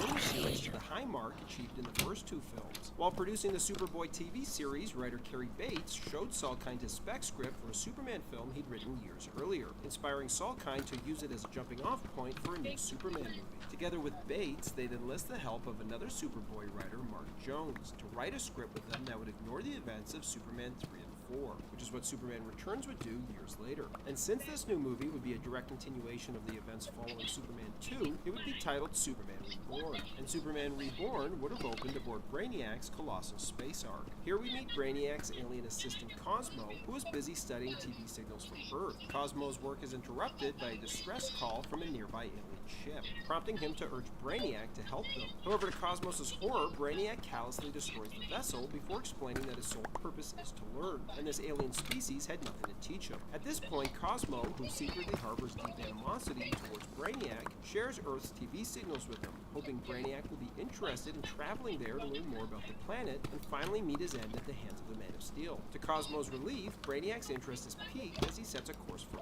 Earth, intending to capture Metropolis and add it to his collection of shrunken alien cities. From here, we cut to Metropolis, and a modern 90s version of the Daily Planet, but still populated by the same cast of characters. However, Lois, frustrated that she always comes second in her relationship with Superman, breaks up with the Man of Steel and begins packing for a move to California after she accepts a job writing for the LA Times. Interestingly, Superman somehow keeps his identity a secret from her, as she's unaware that Superman and Clark are the same person, even though she's been dating Superman for who knows how long. Regardless, as she prepares to say her goodbyes, Brainiac's massive ship arrives and shrinks Metropolis as Brainiac adds it to his interplanetary collection of miniaturized cities. To study the humans, Brainiac clones a police officer and transfers his consciousness to the body, but is overcome with human emotions. Meanwhile, there's pandemonium in Metropolis as everyone tries to figure out what's going on, before Brainiac miniaturizes himself and ventures into the bottom of Metropolis to confront Superman, leading to an all-out war between the two of them, as Brainiac wears a belt that shoots energy beams at the Man of Steel, while encasing Brainiac in a force field to protect him from Superman's heat vision. At one point, Brainiac even knocks the globe off the Daily Planet, leading to a moment reminiscent of the one from Superman Returns, where Superman catches it before it falls on a group of onlookers. Eventually, Brainiac blasts Superman with a beam of energy that seemingly vaporizes him, much to Lois's and all the onlookers' shock and horror. Superman then wakes up in an operating room in the bottled city of Kandor, which was once Krypton's capital city. Superman's informed that he was beamed out of Metropolis by them in order to save his life, but here in Kandor, he's powerless under Kandor's artificial red sun. Superman then meets with the Council of Elders to ask for their help. Bloody hell. City to defeat Brainiac. But the council argues that it's a losing I just found a battle, book with a feather falling 4 on it. as they view Brainiac as their savior and rescued their city from Krypton's destruction. Meanwhile, Brainiac chooses Lois Loyalty to, nah, that's irrelevant. Feather falling's what we want. before they begin their studies. Oh, After buying herself some time, Diamond. she befriends Cosmo. Nice. Superman is still alive. With his help, Lois enters Kandor to find Superman. In order to get Lois to move on from her past quicker and begin a new life with him, Brainiac begins to slowly case by deprive this one. Metropolis of oxygen, which he plans to pretend was a malfunction. After Lois finds Superman in Kandor, I'm actually going to she mine that helps him up escape because from we the already have a ventilation shaft before zombie. Superman turns Metropolis's air back We don't on need and a returns cave to full spoiler size, one using too. micro No, large God, no. weapons Case scaled ones are from usually Cosmo. bad. Back on the Ark, Superman and Brainiac have an Like, absolutely it's, insane they fight, give, both beings like, throwing good everything they have in XP, their arsenal at the other. As but Superman it's finally not wins, worth he it stops short for, of like, Brainiac just and the... takes his own life. Like, I guess, like, As you've got his beds giant for the robot nether, self but, appears like, I for can round two. just This kill a time, bunch of Brainiac sheep. gets the better of him and tells him that Or after just make a start, sheep farm at that point. start sheep farm at that point. Yeah, that's what I mean, though. I can start a sheep farm On the instead verge of... of defeat, Superman uses the micro enlarger Lois gave him to shrink down to microscopic size before entering Brainiac through a pinhole aperture in his eye. Once inside, he plants a metal splinter inside Brainiac's brain and uses the micro enlarger to get it to grow. Superman quickly flies out the way he came, barely staying ahead of the quickly expanding splinter as it engulfs Brainiac's brain, eventually ripping him apart and killing him. Afterwards, Superman and Lois return to normal size, as Cosmo returns Metropolis to Earth, as well as Brainiac's other shrunken cities to their rightful homes across the galaxy, while also promising to find a new home for Kandor, Krypton's last city. The film ends with Clark revealing to Lois that he's Superman, and tells her he regrets not making time previously to have a life of his own. He tells her that he can live his life without his powers like he did in Kandor, but can't live a life without her. He not only asks her to stay in Metropolis, but to marry him too. She accepts as Superman lifts her up into the air as they fly away to celebrate. For what it's worth, I must admit that I was surprised how much I enjoyed reading this script. Brainiac not only makes for a terrifying villain, but there's plenty of stakes as well, which keep getting raised. Plus, it delves into themes that eventually pop up in Spider-Man 2, exploring the challenges superheroes face as they strive to balance their personal lives with their duties. And even though Elias Salkind helped write Superman Reborn and maybe Name's, August, he's on record saying the script was the best one since Superman 2, and he felt it was fantastic. Salkind even met with Christopher Reeve for lunch at the Carlisle in New York and claims Reeve was ready to do it. So why didn't it happen? Well, 2 reasons. First, after the enormous success of Batman 89, Warner Brothers realized they had made a colossal mistake selling their rights to Superman over a decade earlier and wanted them back. Exercising their right of script refusal, they rejected the Superman Reborn script and forced the Salkinds to stop production on their Superboy TV series to pave the way for Warner's new series Lois and Clark. A spate of lawsuits would follow, resulting in the Salkinds eventually giving in and selling their Superman rights back to Warner Brothers, which they felt pressured to do after their recent film Christopher Columbus: The Discovery bombed at the box office, resulting in a falling out between father and son and a permanent exit from the film industry for both of them. From here, the script would be rewritten, but retain the same name, and take inspiration from the recent Death of Superman series, as Doomsday would be added to the script. Warner Bros. Also wanted to feature an entirely new cast, feeling Christopher Reeve and Margot Kidder had aged out of their roles. This script would eventually evolve into the infamous Superman Lives, to be directed by Tim Burton, which would end up being cancelled before going into production. Regardless, it's a real shame Christopher Reeve never had the opportunity to play the Man of Steel one more time, and conclude his tenure on a high note, as his experience making Superman 4 left him bruised and feeling ashamed and apologetic for it. Having said that, the Superman Reborn script may have been overly ambitious for the visual effects capabilities of the early 90s, leading me to see a situation where if it did go forward, it likely would have faced similar issues to those faced by Superman Lives, where production costs spiraled out of control, leading to its cancellation before even going to camera, or even like Superman 4, where the film proceeded without a sufficient budget, resulting in a cheap production with subpar visual effects. Before his tragic accident, Reeve joked when asked if he'd return to play Superman that they'll get this 18-year-old, he'll teach him to fly in the newsreel, and then he'll take a cameo money and split. Sadly, after suffering a tragic accident that paralyzed Reeve from the neck down, it would close the door on him ever returning to the role. However, he'd muster up the courage to return to the franchise for a cameo in Smallville. To accommodate Reeve's condition, the filmmakers initially scheduled the shoot to get shots of Reeve first, allowing him to leave early before getting Tom Welling's close-ups without him. However, ever the professional, Reeve refused to leave, so that Welling would happen to play off of his close-ups, resulting in Reeve's nurse threatening to call the police if he didn't leave for the sake of his own health and safety. Originally scheduled to be there for 3 hours, Reeve would end up staying for 6.5, where, as predicted years earlier, he passed the torch to Tom Welling. However, fans would get to see Reeve as Superman 2 more times on the big screen. First, in Man of Steel, as a result of a visual effects glitch that made Henry Cavill momentarily resemble Reeve, before summoning the strength to destroy the world engine. And second, in a computer-generated cameo in The Flash that was criticized for looking extremely cool. I personally choose to remember Reeve how he looked in the last shot of Oh god. the movie, smiling maternally at us as You good? Jessica flying off past the camera. Thanks for watching, everybody, and don't forget to like, subscribe, and May have nearly just died to fucking cave spiders.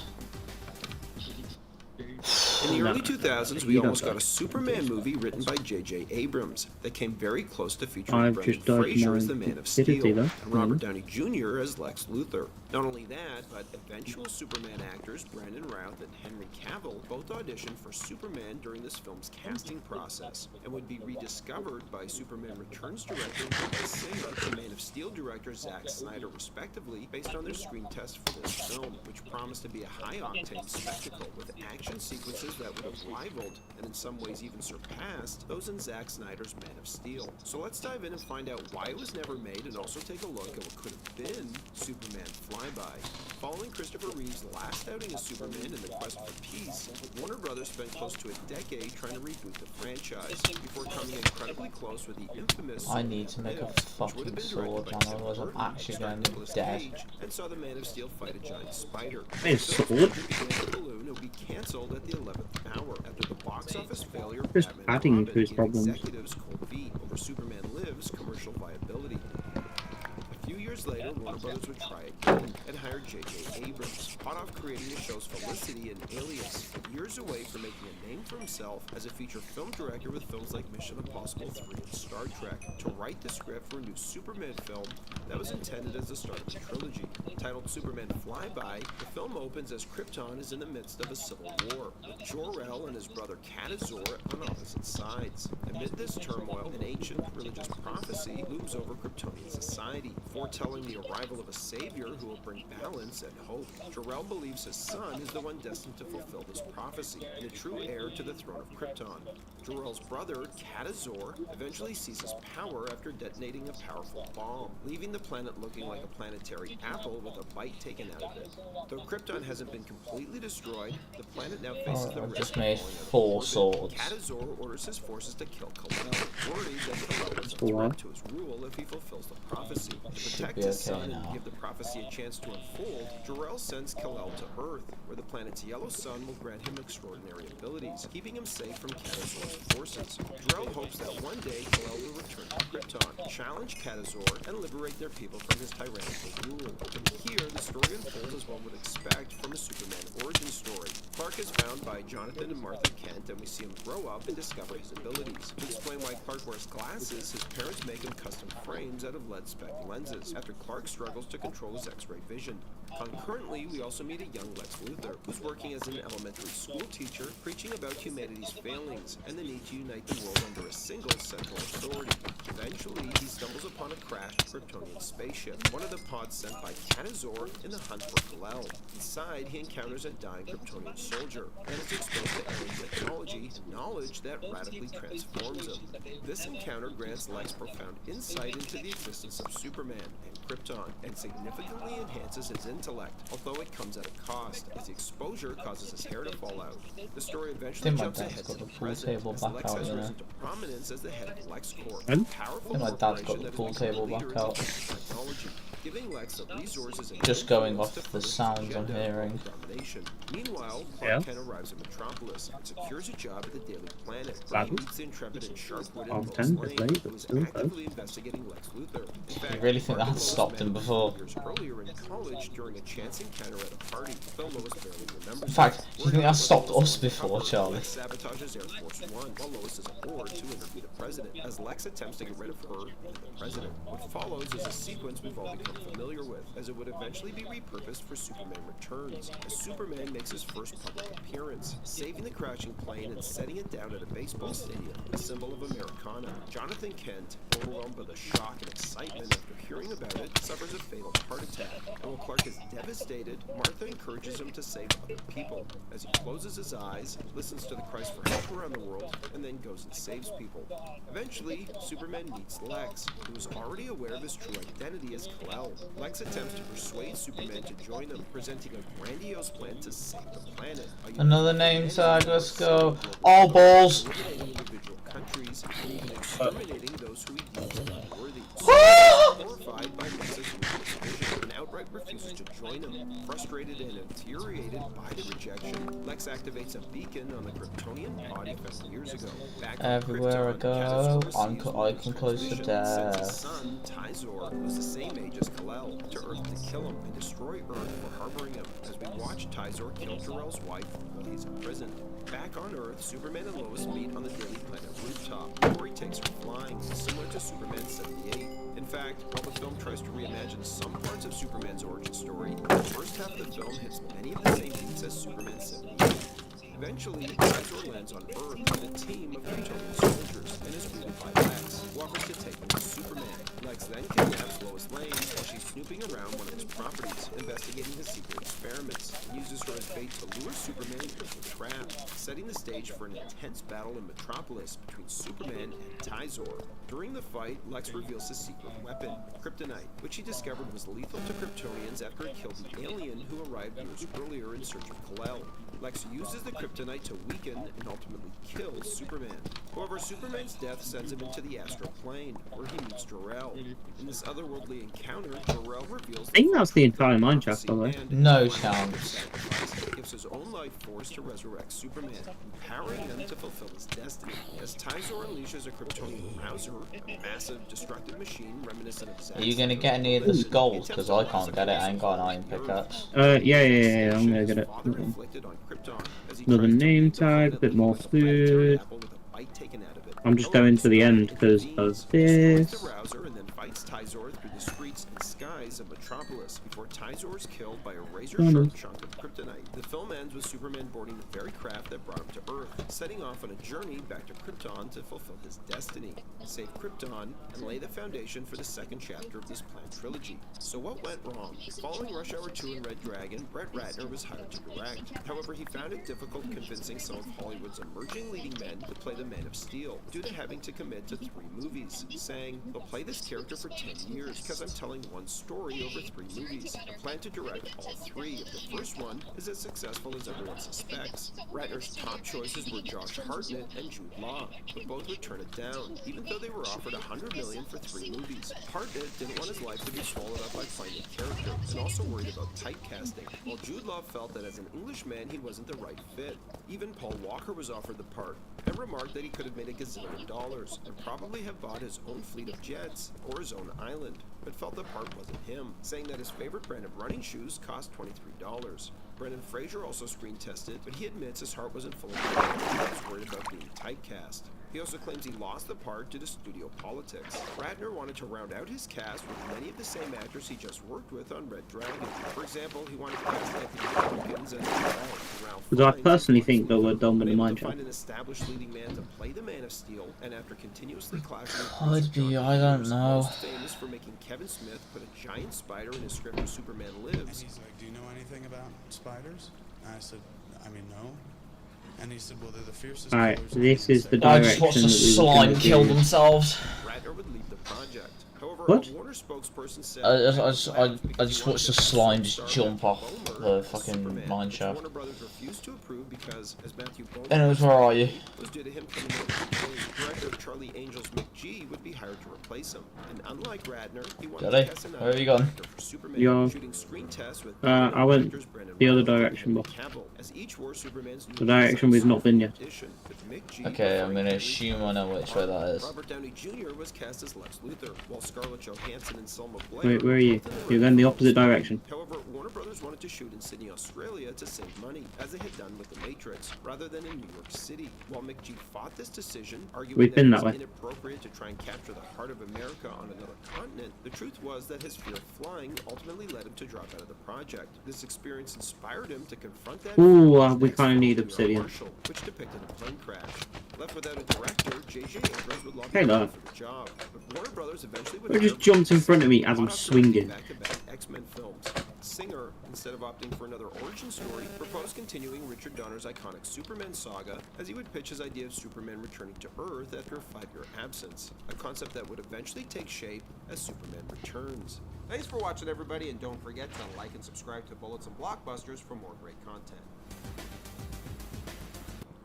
What if Bryan Singer returned to direct Superman Returns 2? Well, I would for say starters, 20 he wouldn't pieces have of called it that. obsidian is Instead, good enough, the film yeah? would have been titled Superman Man of Definitely. Steel, and unlike Superman Returns, which was 'Cause you have to think that's criticized enough for its for lack of action, its sequel enchantment was a table balls to the wall and- action movie with a and world-destroying Portal. villain. So let's dive in And find out Portal, and why then it never any happened, and also chest. take a look at Access what that we could have need. been Superman Ooh, Lives. yeah. Following 1987, Superman Probably need a 4 couple requested friend chests, don't there we? were several attempts to I mean, remake we've got Superman. plenty of During that time, stuff superhero around films us. had not only become darker, but action films had also become remarkably inventive. Yeah, it's making the fine. tagline I from can keep it. 1978 Superman the movie, "You'll Believe a Man Can Fly," seemed quaint compared to the stunning spectacles audiences were now experiencing. It's not like on it takes screen. long. As a result, the numerous attempts to reboot Superman I've already got frequently 7 aimed to pieces, reinvent the so- character or update him for contemporary audiences, often steering away from the elements that defined him. For example, producer John Peters at one point famously decreed that Superman shouldn't fly or appear in his famous blue spandex, a feeling shared at the time by X-Men director Bryan Singer, who dressed as mutants in black leather instead of the brightly colored spandex they wore in the comics. However, that was in the year 2000 when superhero films were still somewhat in their infancy, but by the time Superman Returns rolled around, Singer had changed his tune.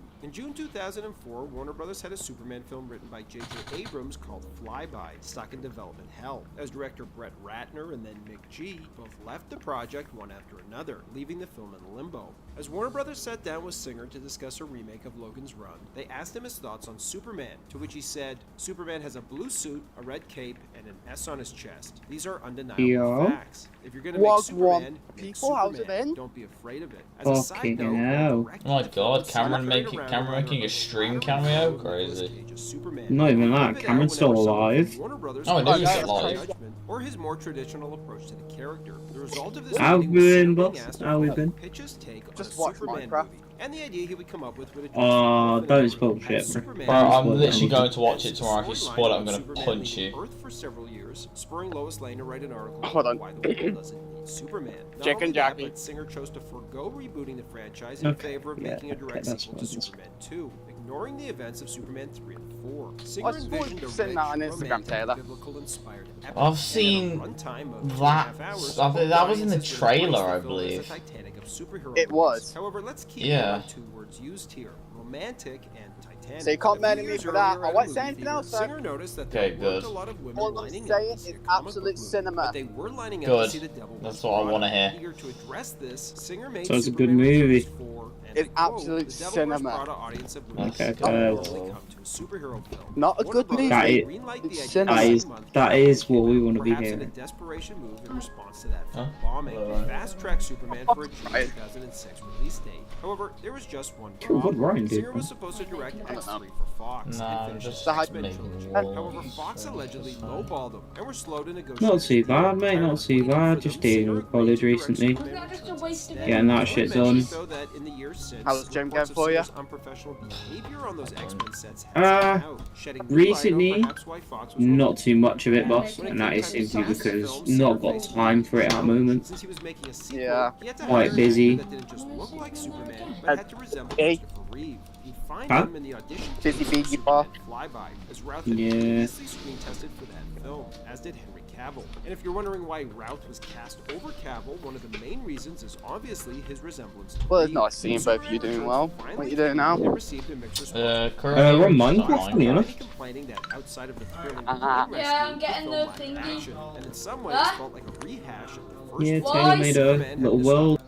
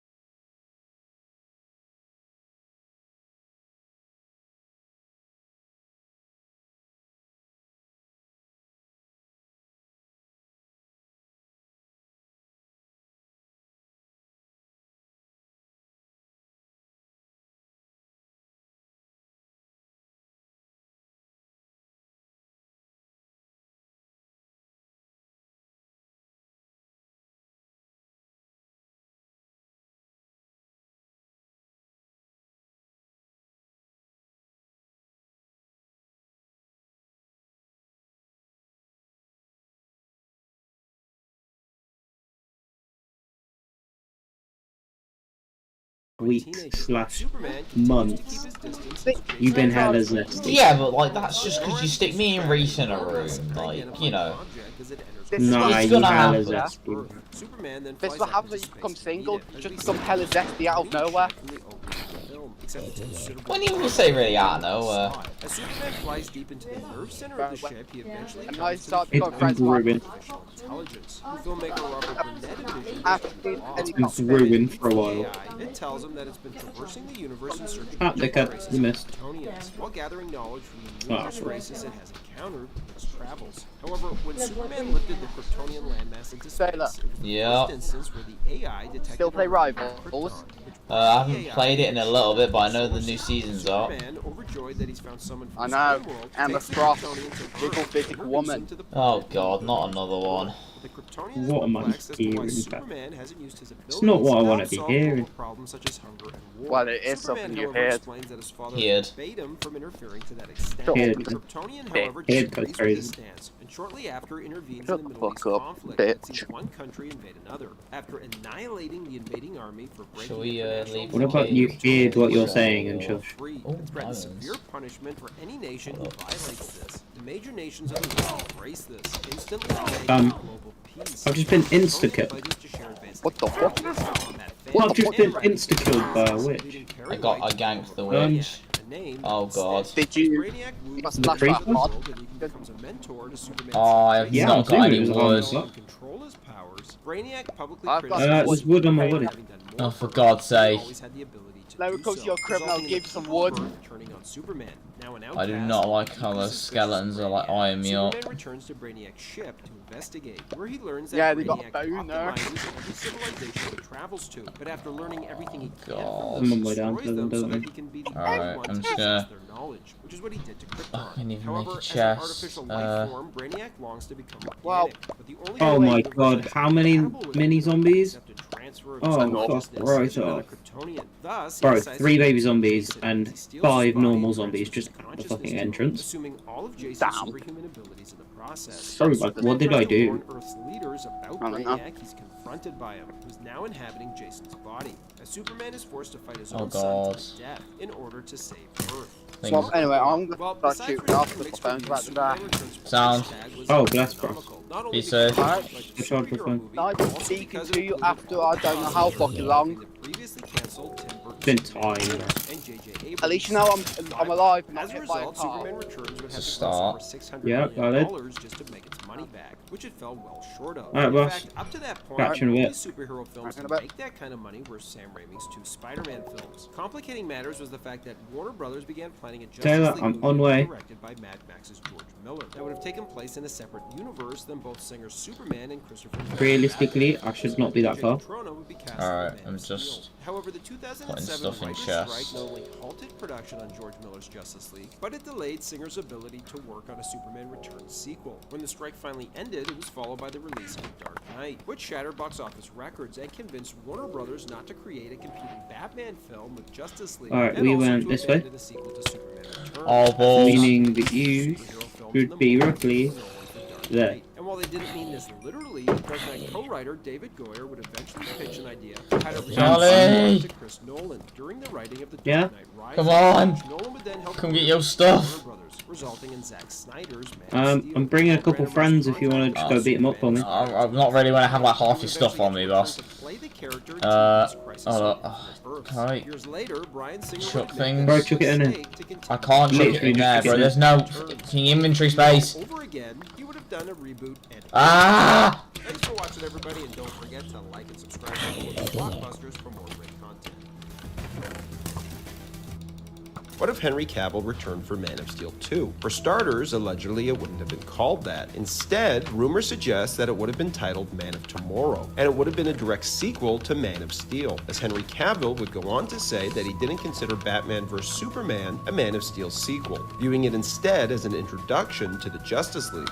It is very much in There, my I've lobbed you desire everything to that's do either a in the Man of chest Steel or in the 2, inventory. Anything direct that you sequel can't fit to in the inventory, Man of just Steel give it to me. And there's a whole bunch of Superman story that I want to tell. Well, I'm There's a not gonna whole sit here style and of work Superman's out my character inventory. that I'm very keen to tell. And while that film would come very close to happening several times, it ultimately would get canceled. So let's dive in and find out why that happened and what could have been Man of Tomorrow. While writer David Goyer and Christopher Nolan were writing the story for The Dark Knight Rises, they got stuck on the third act and You good? decided to take Yeah, a break. chillin'. When they regrouped, Nolan asked Goyer if he had cracked the script, to which Goyer replied no, leading Nolan to ask, "What the hell have you been doing?" I said, "I don't know, I've been screwing around with the Superman idea." And he said, "Well, let's do it." I told it to him, and he said, "I would produce that if you want." Goyer's idea was to treat it more like a first contact story and show what it would actually be like if a godlike alien arrived on Earth. And while they would eventually hire Zack Snyder to direct the picture, they also considered Tony Scott as well. Chris had also met with Tony Scott, so there's a version Alright, of Tony I think Scott that Man of was Steel everything that was in the parallel chest. universe.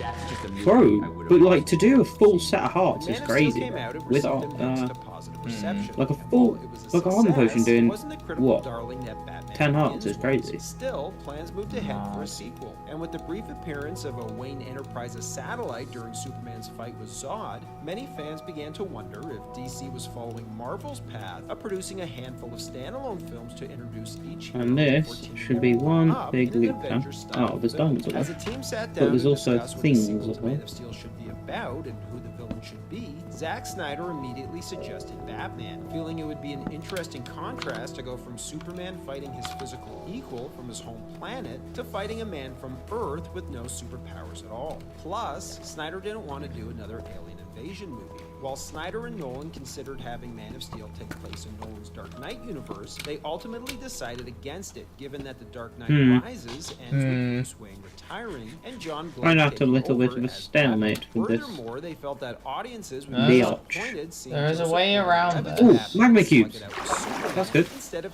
Yes, we actually need As a those. result, they decided to recast and create an Can you grab entirely them, new or Batman. do you need Yeah, me to? I got it. It's also important to put this in historical context. Man of Steel came out 1 year after the Avengers, so I'm gonna Warner grab these Brothers, diamonds. eager to catch up and have a billion-dollar grossing team-up film of their own, decided to forego Oh god, I'm doing drowning. standalone films for each Hold on. character and instead rushed out a Justice League film called Batman v Superman. The person that was running Brothers at the time had done this big release where they I got 7 movies over the magma. next 10 years that like none of which were original. Yeah, that should and be like, funny. it was just so crazy how much sort of architecture was just being built, you know, on air.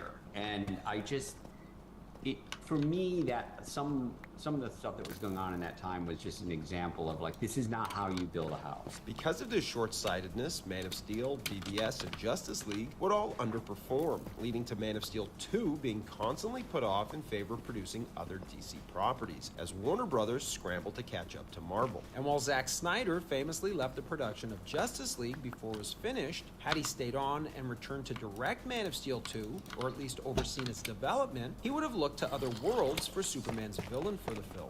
I think you really have to look outside of the Earth for challenges for him because of how powerful he is. And the villain he would have featured was Brainiac. And while Brainiac has appeared on shows like Smallville and Krypton, Really his nothing big here. screen debut has been long overdue. Although there were plans to feature him as the main villain in both Superman 3 and Tim Burton's infamously scrapped Superman Lives, where the character would have been played by Christopher Walken. Henry Cavill was also keen to feature him too. I think a great villain would be Brainiac. I think that'd be a good villain to play against. Still, Superman's primary antagonist would have continued to be Lex Luthor. And of course, Nothing you got to happened. continue with Lex because Lex is his real nemesis. And because of that, rumors suggested that Lex would have played a role in Brainiac's origin, with Lex using Kryptonian tech to enhance Lex OS, resulting in the creation of Brainiac. Similar to not only how Doomsday was created in BVS, but also would share some similarities to the creation of Ultron. Snyder was also interested in bringing back the Kryptonians stuck in the Phantom blow Zone. this pretty The quick. Kryptonians that are in the Phantom Zone are Go blow probably up this creeper. still around. And there was always a possibility Oh my for god. their return. However, it's important to note that several different pitches and treatments were submitted by various writers and directors. Phil's a lookout! Yes, came out to when the project was finally scrapped. And it's rumored that David Goyer's pitch would have been the prequel comic he wrote with Zack Snyder and a few others that takes place on Krypton thousands of years ago. In it, we meet Kara Zor-El, who eventually will become Skeletons behind you. Supergirl, and watches Yeah. the nears completion of her training to become a member of Krypton's Explorers Guild. I'll Citizens bet you right. tasked with searching the cosmos for suitable planets to terraform and make them inhabitable for Kryptonians. Kara's journey to colonize other planets takes an unexpected turn, though, Got him. leading to a confrontation that ultimately Yes. brings her to prehistoric Canada as her ship crash lands in the snow, eventually getting buried underneath the ice sheet, with her going into a deep freeze like a certain Captain Rogers. The comic ends in 2013 as a signal is discovered by NASA deep underground in Canada. Elsewhere at this time, Clark Kent is working on a fishing boat off the Alaskan coast. In Man of Steel 2, Supergirl would have been awakened I don't know about you, bro. comes to Earth. I think we head back up. We could And from the bits of Kryptonian probably head knowledge back up Brainiac now. has, creates Bizarro, who he sends after Alright. Supergirl and Superman to Follow retrieve me. the Codex. Matthew Vaughn, director of X-Men First Class and Kingsman, was reportedly Warner Brothers' top so choice here to we go. direct, Let's go. and the feeling was apparently mutual, as Vaughn has said that he was desperate to direct the Superman movie, even pitching his own take before Goyer and Nolan pitched what would become Man of Steel. However, Vaughn believe would it was state that he this one felt it was a mistake to pair that up took Superman me and back Batman up. right after Man of Steel, feeling that the two characters and universes they exist in don't gel well together. He would go on to say that he thinks there's room for a new Superman film, a proper Superman film, one that's colorful and fun and not a dark one. Henry Yeah. Cavill would echo these sentiments. I would love to draw from all of my favorite comic books and a joyful, hopeful, powerful figure who Superman is. Unfortunately, following the disappointing Batman v Superman and the absolute disaster that was Justice League, Warner Brothers pumped the brakes on Man of Steel 2 as they rethought their approach to DC's film slate. Director Christopher McQuarrie, who had just worked with Henry Cavill on Mission Impossible Fallout, would team up with the actor to pitch their take on a brighter, more fun Man of Steel So, 2. Taylor, can I ask? Not just like With chocolate box, our so, dome, you know, saving kittens Yeah. and stuff. are we going to make a base Absolutely, up but also the on badass top version of now? Superman, And then have an elevator you see down his raw power, not necessarily on to the a dome? negative way, but you see it. And In you And know, then the dome can be, Warner Brothers chose not to pursue the I guess, where we Ironically, and mine. what would become a sign of things to the come, dome, right? The later that year, dome when is Warner where Brothers basically reported James everything Gunn, is. the That's filmmaker where like behind all our Guardians of the stuff's Galaxy, gonna the be. studio offered him the chance to Like write and direct any the Yeah. original two, enchanting but he chose to reboot the rooms Suicide or Squad like instead. While the studio storage, negotiated anything like Cavill that. to reprise And then his like role for the Green main Lantern central Shazam, bit we have now contract for talks the between the dome, two that'll be sides almost be broke like down, which is why a we hub, never see if you will, Superman's face which in the leads film, off to which, different frankly, was rooms and embarrassing stuff. for DC, considering all the cameos of Marvel characters. But where we have our films. beds Unable now, to come to the agreement with original Cavill, plan and with Warner was to Brothers use recognizing that that as none of where we Cavill's just have films our lived beds up to and then we expectations could have and then box office, elevators considered hitting the reset from button there on down. the universe. However, before that could happen, But there was I one reckon eventually we'll end up final moving our attempt beds to bring back Cavill for a down long-delayed Man of Steel to suit. the Ever since Dwayne Johnson made the dome leap from when pro it's wrestler easier to actor, do. He's been linked to playing Black Adam, Shazam's arch nemesis. A script for Shazam would finally be written in 2017, which would have which featured Black fucking Adam as the direction am I villain. going? Except there was just one problem. When Dwayne Johnson was first I don't linked to the remember where I'm role in the going early now. 2000s, he was a wrestler turned actor trying to make a name for himself in Hollywood. But by 2017, Oh, it's he this, was the isn't it? biggest movie Yeah. star on the planet and felt that appearing in Shazam Yeah. as the villain, There, I the found the way largely back unknown up. Zachary Levi, did On not the way. align with his status as a top-tier Oh, star, balls. and also overlooked the potential of transforming the character of Black Adam into a multi-film franchise of its own. Instead, What the Johnson suggested fuck? separating the characters and giving them each their own films. Not only that, but Johnson had his eyes on a much bigger matchup. Johnson had his eyes on Superman and felt those two squaring off against each other would do huge business. So with that in mind, Johnson pitched a multi-year plan for Black Adam and a Cavill-led Superman in which the two properties would interweave, setting up an eventual Superman vs. Black Adam showdown worthy of a WrestleMania main event. The hierarchy of power in the DC universe is about to change.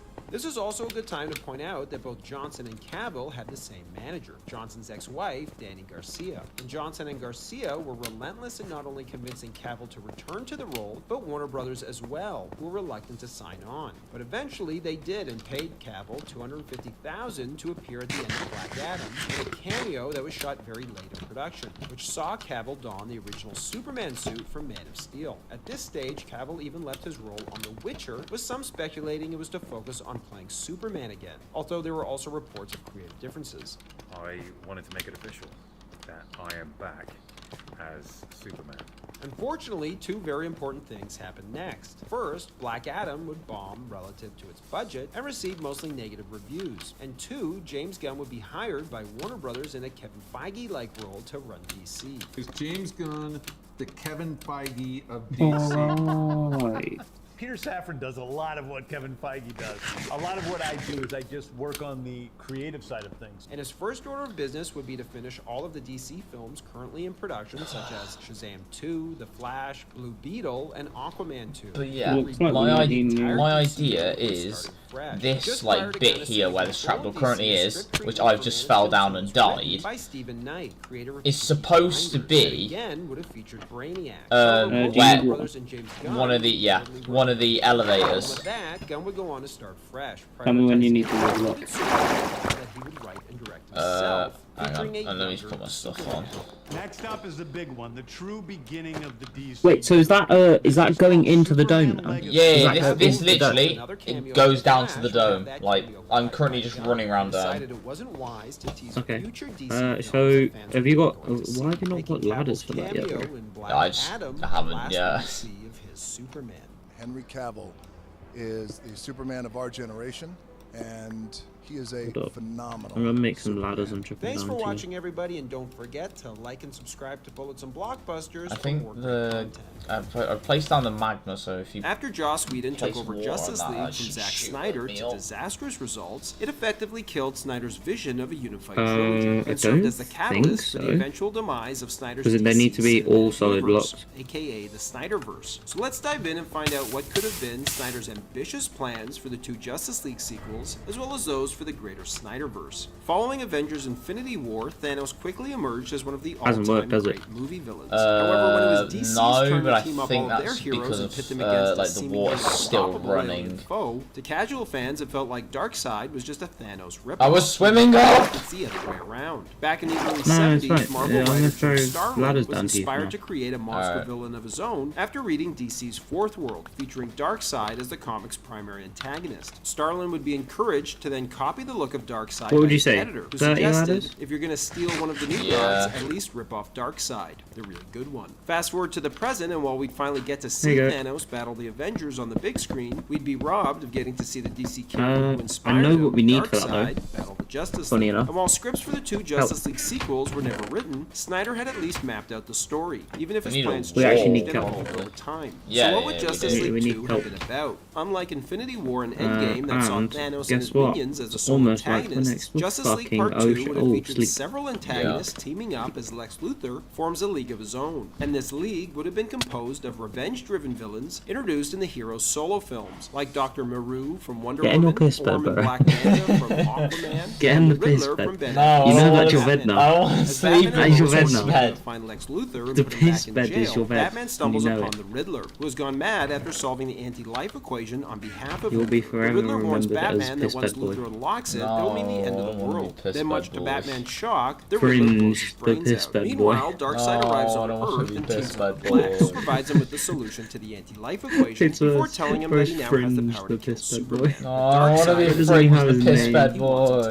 submit. So Lex explains that killing Lois Lane, who's pregnant, is the key to breaking Superman's spirit and making him succumb to the anti-life Oh, I'm so equation. glad. This It's is worth explaining for literally anyone who like isn't my familiar Kelpon. with the anti-life equation that it's But a it's the formula that, when ocean. solved, allows the one who possesses it to control and manipulate the minds of others. Yeah, I stripping was them of their free I will need to shut my and door anyway, reducing but I them was to obedient in slaves. Back in the contacts Batcave, with Superman, Batman, and somebody Lois Fizzle regroup as they learn has of Darkseid's used arrival. for Realizing like that this is a fight album against the cover gods, art, Superman right? tells Batman to And stay they're going to be guard designing Lois the as new he Party flies off Fighter and logo. finds Darkseid. But after Superman and Darkseid lock horns, Darkseid Party Fighter's having a new logo. An updated version of the logo. incredible speeds to the Batcave. Still- I was about to say, my stonks on your jumper has just gone up. It's still going to be the boxing glove and the party hat, Superman drops to his knees. but there's going to be a new look. But before he can recover and tear Darkseid apart, That's Vincent why. comes to anti-life as Darkseid I was takes kind of control just his talking to mind. Fizzle about it Batman earlier, is and horror I mean, barely able to escape I've had as that same logo for about 5 Elsewhere, the years now. Justice League comes under attack from the Legion of Doom. Dr. So I'm Maru thinking, unleashes why a don't I not chemical give gas it a little What do you think? You fresh think up? new logo, new subs? the Amazons, Um, while Wonder yes, Black that's the Manta hope. attack Atlantis, killing Aquaman. The film then would Press have jumped no. ahead a few years as we see Batman Press and the no surviving confidence. members of the Justice League. How do you know I lack self-confidence? Deathstroke toughing it out together in a post-apocalyptic Gotham, much like the scene Snyder shot for the Snyder Cut. I got more than what I used to, but still, that's not by much. In Snyder's original opening to Part 3, he Hey, wanted Taylor. to introduce Ew. Oh my You can god. make an elevator now, bro. We can make I got the- another stack as well. We can make the going up bit, but we need a nether portal to make the going down bit. I think. As the Jon Stewart version of Green Oh yeah, yeah. I forgot about that. Give me a minute, and I'll have that made. And funny enough, wait, hold up. So as a compromise, Snyder Do not tell me that I was about to say. Do not tell me Colby used all the fucking. He used all the fucking sugarcane though, didn't he? No, Fucking greedy cunt. there's sugarcane down there.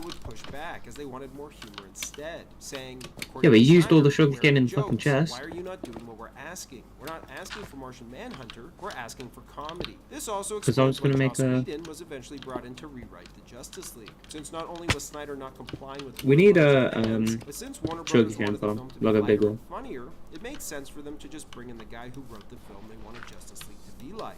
Trying to think on where is best for that to go. For one of the mother boxes, as Cyborg Do we have like a tries to little use it to power pool of cosmic water treadmill he's here? building in what's left of the Batcave. In order There's to one send there, but Flash it's a bit back far. in time to give Bruce an advantage in the fight against Darkseid, so that he can save Okay, Lois I'll go and make a Jake Mystery. sugarcane To farm by achieve the this, ocean. they've no choice but to turn to the Joker, who not only knows where But they we can got. find some Can we not kryptonite have to the one one up like Superman, round but knows the here? location of a mother box. The night before the Justice Just League keeping plans to everything steal the closer, mother that box, makes they have sense to basically me. a Last Supper, which turns into Yeah, a it's just that you then have to mine out. story, since they all Guess you think could they're make gonna it die the next there. day. When it's the Joker's turn, he tells a story It's just weird because it's quite hilly.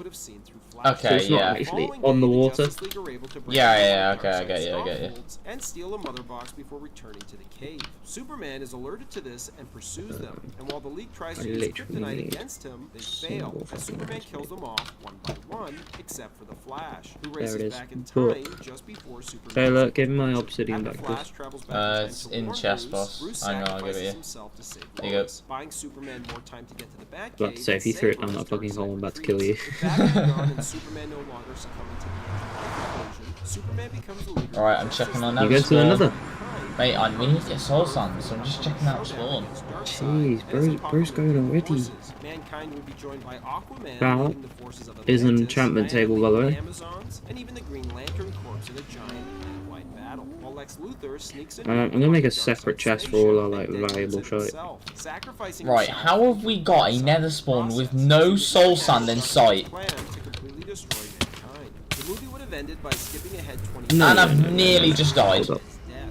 As Clark and Lois take their son, Bruce Kent, who never inherited his father's powers, down to the Batcave as he becomes the new Batman. It's worth noting I'm not that joking when I during say early we have enough development, Snyder planned to iron have Bruce be and the father of Lois's we're looted now, bro. after Superman's death and prior to his resurrection. Let's go. Snyder modeled I'm the just gonna tell you we're subplot looted now. Let's Bruce's wife moves on after her husband's presumed Alright, let me go have a gander. Do I have anything on me that's valuable? Diamond pickaxe. Basically, this would have been identical to the Right, just check that chest. Just check that chest for me. No, the single chest. Never mind, carry Chat to me on. about diamond pickaxe again. when he arrives, Batman's distracted as he's in the middle of an argument with Lois. Carry on. Lots of Bruce in love with Superman. When Flash eventually Alright, comes is to have a time little to gander. he tells Bruce that he's the father, which would have given him the motivation to sacrifice himself for her, so that both her and their unborn son could survive. Building terrain. However, this plan was scrapped at Warner Brothers' behest, even before the filming of Justice League began, as it suggested in that film that Lois is pregnant with Clark's child. The Snyderverse, as originally imagined, was just supposed to be Man of Steel, BVS, and Snyder's Justice League trilogy, plus one side film, which ended up being Suicide Squad. But after Man of Steel, Warner Brothers decided to go all in on its cinematic universe and give each character. Well, I killed a ghast. Not only that, but Feeling Snyder good. also pitched an Atom movie to Warner Brothers, which would have been set in China and seen Jung Kai reprise his role as Ryan Choi. Nah, bro, alongside 3 Nicole ghasts. Bro, there's 3 ghasts. cast. While we get standalone Wonder Woman and Aquaman films following Justice League, Snyder believes 3 we of also them. would have got a standalone Cyborg film before Justice League. I am going hunted As he for felt he had put the character on his feet at the end of Sort Justice of League underway. and was ready for his own movie. However, Ray Fisher's very public spat with Warner Brothers, where he accused Joss Whedon and the studio of racism, abuse, and discrimination during the Justice League reshoots, basically killed plans for his own standalone movie, and was also what led to Fisher's removal from the Flash film. And speaking of The Flash, not only did the script to that movie get rewritten several times, but the original plans were for the character to star in a decades-long trilogy culminating in a comic-accurate Flashpoint adaptation, which takes place in an alternate timeline where Superman never became a hero, as he was taken prisoner by the US government as a baby after a ship crash-landed in Metropolis. Not small. Found the red Thomas biome. Wayne also became Batman when his son Bruce was killed by the robber instead of him and Martha, who also becomes the Joker after she goes insane mourning the loss of her son. On top of that, I just realised I kind of need to be between the Amazons and aware of where I am because alliance between them collapsed after Wonder I Woman don't know. I could probably just ask you to go into like another portal so I can get goods. Professor Where from? Zoom, aka Reverse Flash, would have been revealed as the big bad of the DCU, as we learn that he's been pulling the strings behind the scenes all along in order to torment Barry and the rest Plus of your the kill Justice second League. guess. The plan was to end the film with Barry resetting the timeline, which would have rebooted the entire Bro, DCU. we're cooking up gas. Introduction of an entirely new cast, since after We're having a decade gas playing for these dinner, bro. characters, all of the actors would likely want to move on to other roles. However, once Warner Brothers decided to move on from the Snyderverse prematurely, they moved a Flashpoint adaptation up to the first Flash film in order to use that as a vehicle Ooh, to I'm do on the fire. reboot. So what went wrong? Ooh, I'm on fire. Yes. After it came out, Warner Brothers was incredibly disappointed in the film itself, its critical reception, and especially its box office performance, since a movie finally pitting Batman vs. Ooh, Superman that's a lot of should pigment. easily gross more than $1 billion. And when it didn't, and Warner Brothers saw that Justice League, which began shooting a month after BVS came out, was going to be more of the same, mandated that either DC Entertainment creative chief Jeff Johns or Warner Brothers co-production head John Burke had to be on set every day to babysit. That's a and lava ensure lake. Snyder I was don't making even want to be money close to that. as the studio requested. I got wood on me? Jeff Johns Yes. recruited Joss Whedon to come aboard to do the rewrites, with the idea that Snyder would still direct those rewrites. Throughout all Because of I'm going this, to build a Snyder crafting remained table. positive, Because saying, guess what? I'm a smart person. I know that a good way to travel in the Nether is a boat. the scenes he rewrote himself. While all this was happening, Snyder's daughter tragically died. And as Snyder tried to juggle grieving her death and fighting Warner Brothers to maintain his vision of the film, he lost the will to fight them, as he realized it was a losing battle, and so decided to step down. However, with Whedon assuming more and more control, reports suggested that Snyder was actually fired, or at least was about to be. Regardless, Snyder leaving the film spelled the end of his plans for his Justice League trilogy and greater cinematic universe, as Warner Brothers would take everything in a totally different direction from here on out. The Snyderverse remains incredibly divisive amongst fans, with most either loving it or hating it, which is why I hesitate to call it I'm a dead. opportunity. All my shit's just burned in lava. Wow. Watching this video probably view its cancellation dodge. There is nothing within like a good 400 blocks. Snyderverse, I think most of us can at least agree that Henry Cavill probably got the shortest end of the stick. Nah. As not only were plans for a proper Man of Steel sequel scrapped in favor of BVS and Justice League, but with the two Justice League sequels also scrapped, I'm trying to think. What's probably go hunting for like maybe Nether, we're in Nether portals. Traditionally, Superman is one of those characters that people don't see as Do they have soul sand? I just thought how cool No, would they it be to don't. make our Superman the character that Genuinely, the only way to get it is going through from this kind of berserker Superman under the spell of another. Darkseid to a benevolent Superman that's head of the Justice League and the armies of men. If you're interested in learning Can you more pass about me a what Man couple of Steel pieces of 2 wood, or please? Ben Affleck's Actually, no, solo don't. Batman film I got it. would be about, we already made videos on both of those, so to watch them, just wait for the links on the end screen, which is coming right up. Thanks for watching, everybody, and don't forget to like and subscribe. I'll come with you in a sec. Blockbusters for more. Disappointed by both the mixed critical reception and underwhelming box office results of Superman Returns, Warner Brothers decided to fast-track a standalone Well, I'm just thinking of Justice League things that I can take that aren't going to be that valuable. to Bryan Singer's Superman film, hoping to begin filming before the 2000. So I'm just doing it like an iron George set Miller, right now. director of the Mad Max series and known for his wild and visually captivating filmmaking style, was hired to direct. And while the movie would hurtle towards production at a breakneck pace, it ultimately would never get made. A So let's piglin dive in has and come find through. out what went wrong and what could have Ah, been sick. George So, Miller's Justice got piglin League. in Had this the. film been made, it may have altered I've comic not book got a shield, by the way. history as we know it, as Warner Brothers wanted the Justice League to be the start of a DC cinematic universe, which would have Right, beaten which way did I Marvel go to the beforehand? punch. Did I go But where unlike to go? Marvel, that had a standalone film to establish I think this is the way I went origin beforehand. story Oh no, it's teaming not. No, everybody it's not. up I in went the other way. Avengers, I went the other Warner way. Brothers would have taken the So this reverse is the way approach to and go. only planned to make spin-off films If for each anything. member if the Justice League movie was a hit. From the outset, it was decided not to connect the film to either of the two DC films that had just hit theaters. I'm grabbing a Therefore, couple Brandon blocks. Routh was not asked to reprise his role as Superman, nor was Christian Bale asked to return as Batman. Not that I think Nolan would have allowed that anyway, but Bale did comment on the Justice League film, saying it would be better if it came out after Nolan's planned trilogy so that it doesn't tread on what they're doing. Regardless, director George Miller chose to cast younger, largely unknown actors as he wanted them to grow into the roles over the course of several There is a films. ghast. DJ Catrona was cast as Superman,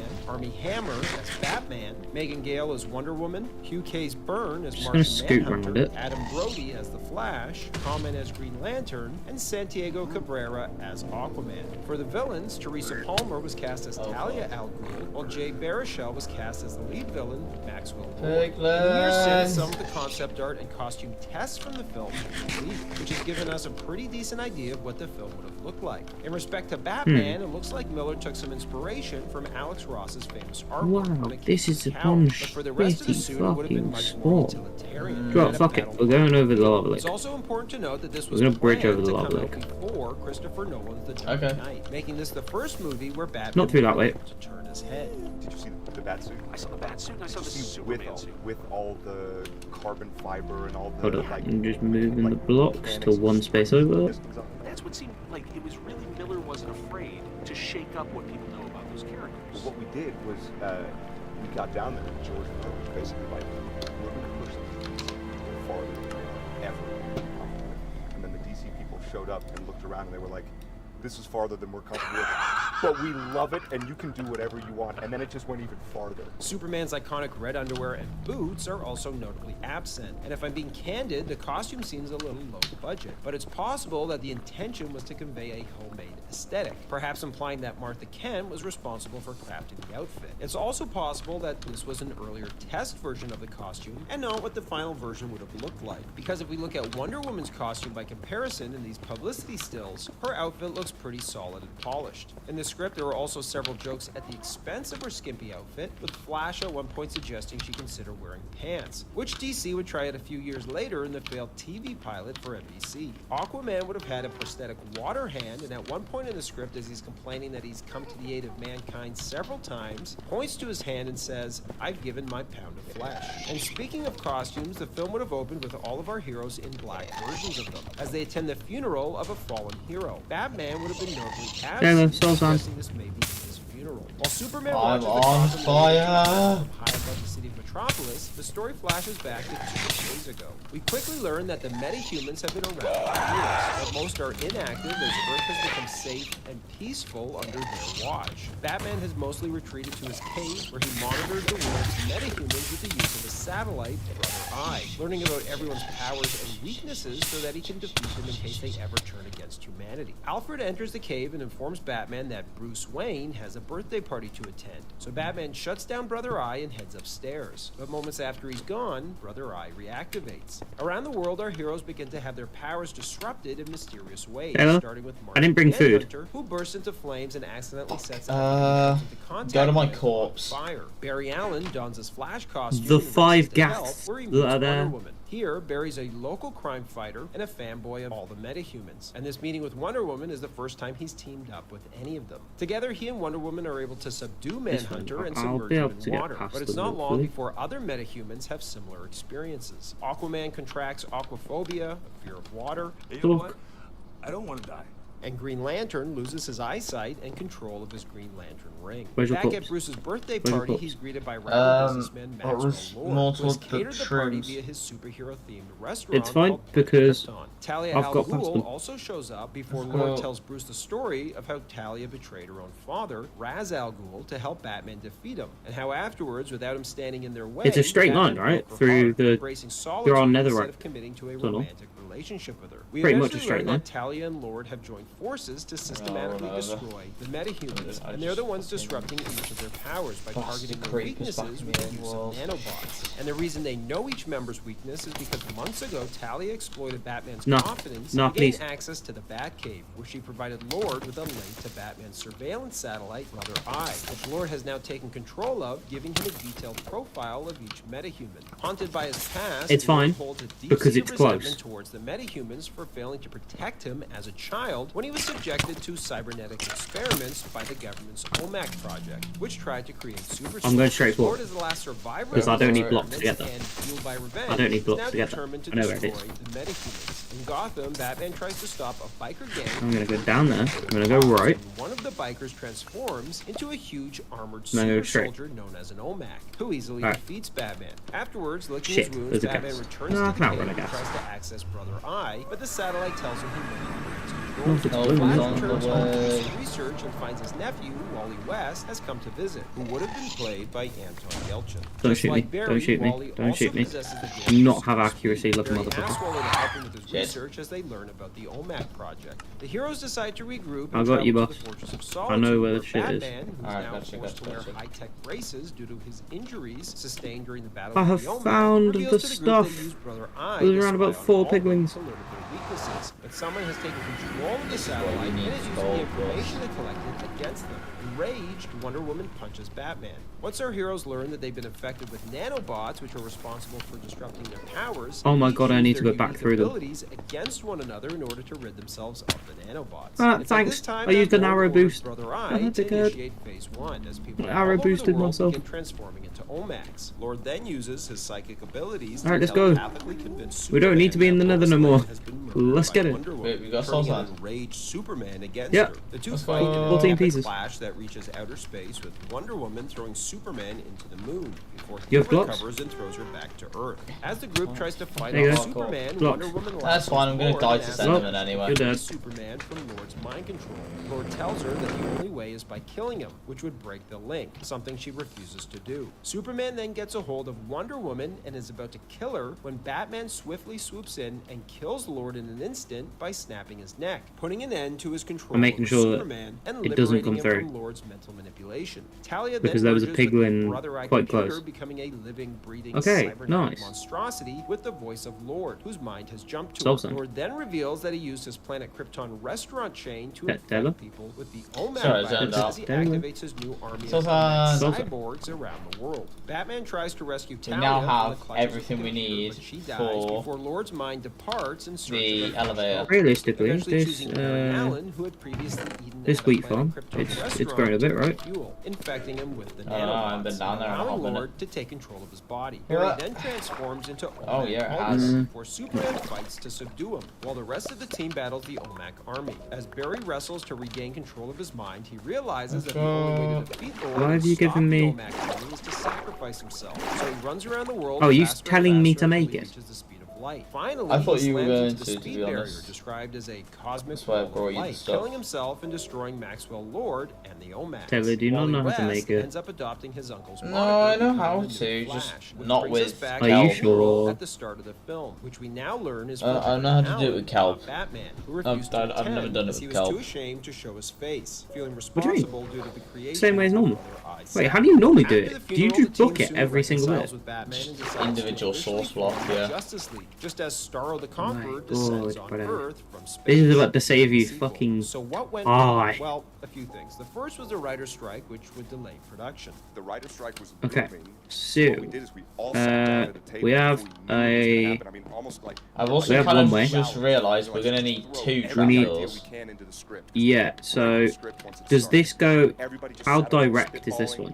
This one goes like straight down, like bang on. Is it the middle block though? Yes. Okay, 5, 4, Is it? 3. Yeah. All right, guys, that's the writer's strike. Pens down. No one can write anything else. Yeah, boss, Once I'm the sorry, strike we're gonna have ended, to move production that. resumed with Yeah, plans I to Japan and did Australia realise to that. take advantage of their massive tax breaks. And we were down in Australia for. It's fine you know, because like a that month, means 2 months, I can air out this though. We're doing like I can shoots, air doing out like this, rehearsals, 3x3. getting suits, all the characters in their suits, and then we got a call one day from the producers, and they go, We need everybody to come in. However, the Australian government felt that production had not hired enough Australian actors, despite the film being helmed by Australian director George Miller. The crew being composed of Australians, and 3 of the major stars of the film Because also quite being literally, Australians. where Miller was you've put furious it and complained that is Australia was so throwing away useless. $100 million plus investment into the local economy. As a result, production was moved to Vancouver and filming was pushed back to July. As in, it needs to get 2008, filled in. which just so happened to be when The Dark Knight came out, becoming a cultural phenomenon. It was at this point that Warner Brothers realized that it may not be the best idea Are you okay to release help with that? another Batman Sorry, film to I compete can't. with their No. Batman series. What am I doing? Concerns arose that if Justice League We're gonna have to fill this hole back in. impact the box Yeah, I can office. do that. And these two either side of us. Additionally, We need there to was break. apprehension Alright, that gotcha. audiences might not embrace Armie Hammer as Probably Batman, need to having already frame developed an pickaxe. attachment to Christian Bale's portrayal. So in the end, Warner Brothers decided to cancel the production of George Three. Miller's Justice League to avoid potentially harming or undermining the reputation and popularity of Nolan's Batman movies. Actor Adam Brody, who would have played the And then Flash, we'll joked get Warner Brothers just an didn't want axe to as cross their well. streams with a whole bunch of Batmans in the universe. Instead, Warner Brothers decided to focus on developing individual films. Oh, featuring shit, I don't have heroes walk- with the walk plan to do a bucket anymore. Justice League film down the road. Still, Kinda Justice died. League Mortal remains an interesting what if. Damn. It has left many wondering if it was released, would we have ever gotten the DCEU we know today, or would Warner Brothers still be creating spin-offs and sequels derived from the Charlie, Justice Charlie, League? why the On fuck the is there other skeletons? hand, had it come out and bombed, would Marvel have had second Skeletons? thoughts What do you about mean? creating a cinematic universe? There was Fuck off, is there a spawner? Furthermore, would No, George there's Miller not. have had the opportunity There's to just direct a two remarkable skeletons Mad just Max chilling. Fury Road if he had been occupied instead Wait, where? with the Justice League franchise? Obviously, nobody will ever know In the answers to this walls, question, boss. but that's what makes Justice League Mortal an intriguing what if in the realm Me, of boss. superhero cinema. Thanks for watching, everybody, and don't forget to like and subscribe to Bullets and Blockbusters for more great content. In the world of cinema, few names command as much reverence as James Cameron. I'm the king of the world! I'm breaking the ladders as I come down. by the Renowned way. for his iconic films, from the relentless Terminator to the Yeah, terrifying whoever's aliens, done the this monumental is trying to Titanic, fill it the in as well. groundbreaking Avatar. However, Cameron's filmography at one point almost saw failed Spider-Man as part of that horribly. list. And what's more, it would have starred Leo DiCaprio as the web-slinger himself. So let's dive in and take a look at what could have been James Cameron's Spider-Man. In the early 90s, James Cameron and his then wife, Catherine Bigelow, Academy Award-winning director of The Hurt Locker, were in talks with Carolco Pictures about making an Alright, what I'm gonna need from you, Bigelow would boss. direct and Cameron would produce. During one such Is- meeting that included Stan Lee and Chris Claremont, the legendary X-Men comic book writer, the subject quickly Hold up. turned from X-Men to Spider-Man, thanks to Stan Lee. So we're chatting. And at one point, Stan looks at Cameron and says, I hear you like Alright, Spider-Man. I'm gonna need you. What you're gonna do is you're gonna build back up And they start talking. from this block, And talking. and you're gonna bring down glass. Or you're gonna chuck me down glass actually. All the Lightstorm guys and I are looking at each other, and we all know the X-Men deal has just evaporated before our eyes. If it wasn't already clear, Cameron was a massive Spider-Man fan, and the prospect of directing a film about the web slinger was too good to pass up. When I was a kid, I mean, Spider-Man was the coolest. To me, there was all the other superheroes and there was Spider-Man. 'Cause there Cameron should would be begin by writing a glass script, part of the- screenplay, part narrative story outline. Straying from the traditional tropes of mythical cities like Gotham City or Metropolis, Cameron envisioned a world that mirrored the rawness and realism of gritty New York. Is that glass that I just picked up there? Cameron also Yeah, it wanted this should be the gritty glass that realism just reflected shut in the down. characters. So in his movie, everyone swears, including Spider-Man himself. Can you now do me a favor of Also, when writing can you Peter Parker, chuck me thought a of what a real crafting teenager table would do if or at they least some used wood? powers. If you can do anything you want, nobody can stop you. And, you're And 17 is there any years food in the old. chests? You better have a pretty good value Because system. I have no food. And since this is an origin story, Yep. the first act I'm of on- Cameron's film I'm gets on many of the 300 same left. beats as the Raimi version, except for a few key differences, like Chicken. there being no Harry Osborn. Also, the laboratory his class attends on a field trip I was may about to sing it. genetically enhance fruit flies, not spiders. And after one escapes, it's caught in a spider's web and eaten. This causes the mutagen from the fly to then pass to the spider, which then passes to Peter after it bites him as Peter takes a picture from the school paper. When Peter gets home, he heads straight to his room and passes out before plunging into a psychotropic state, barraged by hallucinations of spiders. Again, this is very similar to the Raimi version, except when Peter wakes up, he finds himself 80 feet in the air atop a transmission tower in his underwear, with no recollection for how he got there. After returning home, he goes through a similar ordeal again, and after waking up the following morning, he finds the bed sheets are stuck to him. As he lifts them, he notices a sticky white mass completely covering his body, gluing him to his bedding in what is a very obvious metaphor for a wet dream. In Cameron's version, Peter's webbing is organic too. Cameron felt that it was implausible that a teenager would create web shooters that the DARPA labs would take 20 years to create. So instead, Peter builds fake web shooters that do nothing but hide his biological wrist spinnerets. So it looks like the webbing is shooting out of the wristbands. Jesus, Parker, you are a freak. And he does this so people don't think he's a freak of nature. So you like make your own web fluid in your body? I'd rather not talk about this. No, I don't mean to. Are you teasing me? No. He's not teasing you. It's just that we can't do that. So naturally, we're curious as to how your web situation works. But that happens later. Right now, Peter is freaking out and runs out of the house in a panic. However, in another nod to puberty, it's not long before Peter realizes that his body is changing for the better, as he discovers that he's capable of performing incredible feats of strength. You didn't. No, you didn't. You didn't. You've not done that. You've not done what I think you've done. You've not wasted a diamond on that bullshit. And we know this because in Cameron's version, we get to hear Peter's thoughts. Wasted is a strong word. Used up a diamond. No. I like to see invested in beats. That night, Peter swings his way to Mary Jane's house, where he drops down from the roof and watches. I'm about to invest my fist with your jaw. It's around this point in the story that Peter figures there must be a way for him to make some money with these new abilities. So he makes a costume and starts busking on the street before upgrading to performing at upscale parties. And it's at one of these parties that a booking agent discovers him and puts him on late night TV, where he becomes a cult favorite and public phenomenon. One day, Uncle Ben drives Peter to his agent's office so he can pay up his TV money. But the sleazy agent tells him he's broke and he can't pay him. What follows is basically the same story we've seen a million times, with the agent getting robbed, Peter neglecting to stop the robber, then finding Uncle Ben shot outside before going after the killer. Except in this version, Peter apprehends him and then gets into a scuffle with the cops who arrive on the scene and want to take Peter into the station in question. That night, a local TV station run by J. Jonah Jameson runs a story on the evening news that two cops were assaulted by the mysterious character known as Spider-Man. After Uncle Ben's death, Peter takes a page out of Batman's book and begins to go after criminals with vengeance, becoming a one-man anti-crime wing. He even intervenes and webs up two cops using excessive force on a suspect, which makes Spider-Man a wanted criminal. It's here where the film begins to heavily deviate from Raimi's film with the introduction of the primary villain, Carlton Strand, aka Electro. But this version of Electro is very different from the one we know in the comics. This one has used powers to why have you wasted a diamond? I wasted a diamond, I've invested a diamond. And in what must be a leftover no, like, why has a diamond been used for this bullshit? Because Beach Boy Minecraft. Other super Electro has found that axes is heavy. Strand believes they're the next step in human evolution, each created by a fluke of technology. After having seen Spider-Man perform on TV, Electro invites Spider-Man to his opulent mansion to seduce him into joining his master race. And the question is, will you join my brotherhood and fight? But Spider-Man refuses, resulting in a brawl versus Electro. So yeah, basically, Taylor, what Kelp does is it makes it a sort of Electro begins a campaign to win back Spider-Man and buys the TV so then, station from instead of individual placing one unlimited budget to bash for like Spider-Man.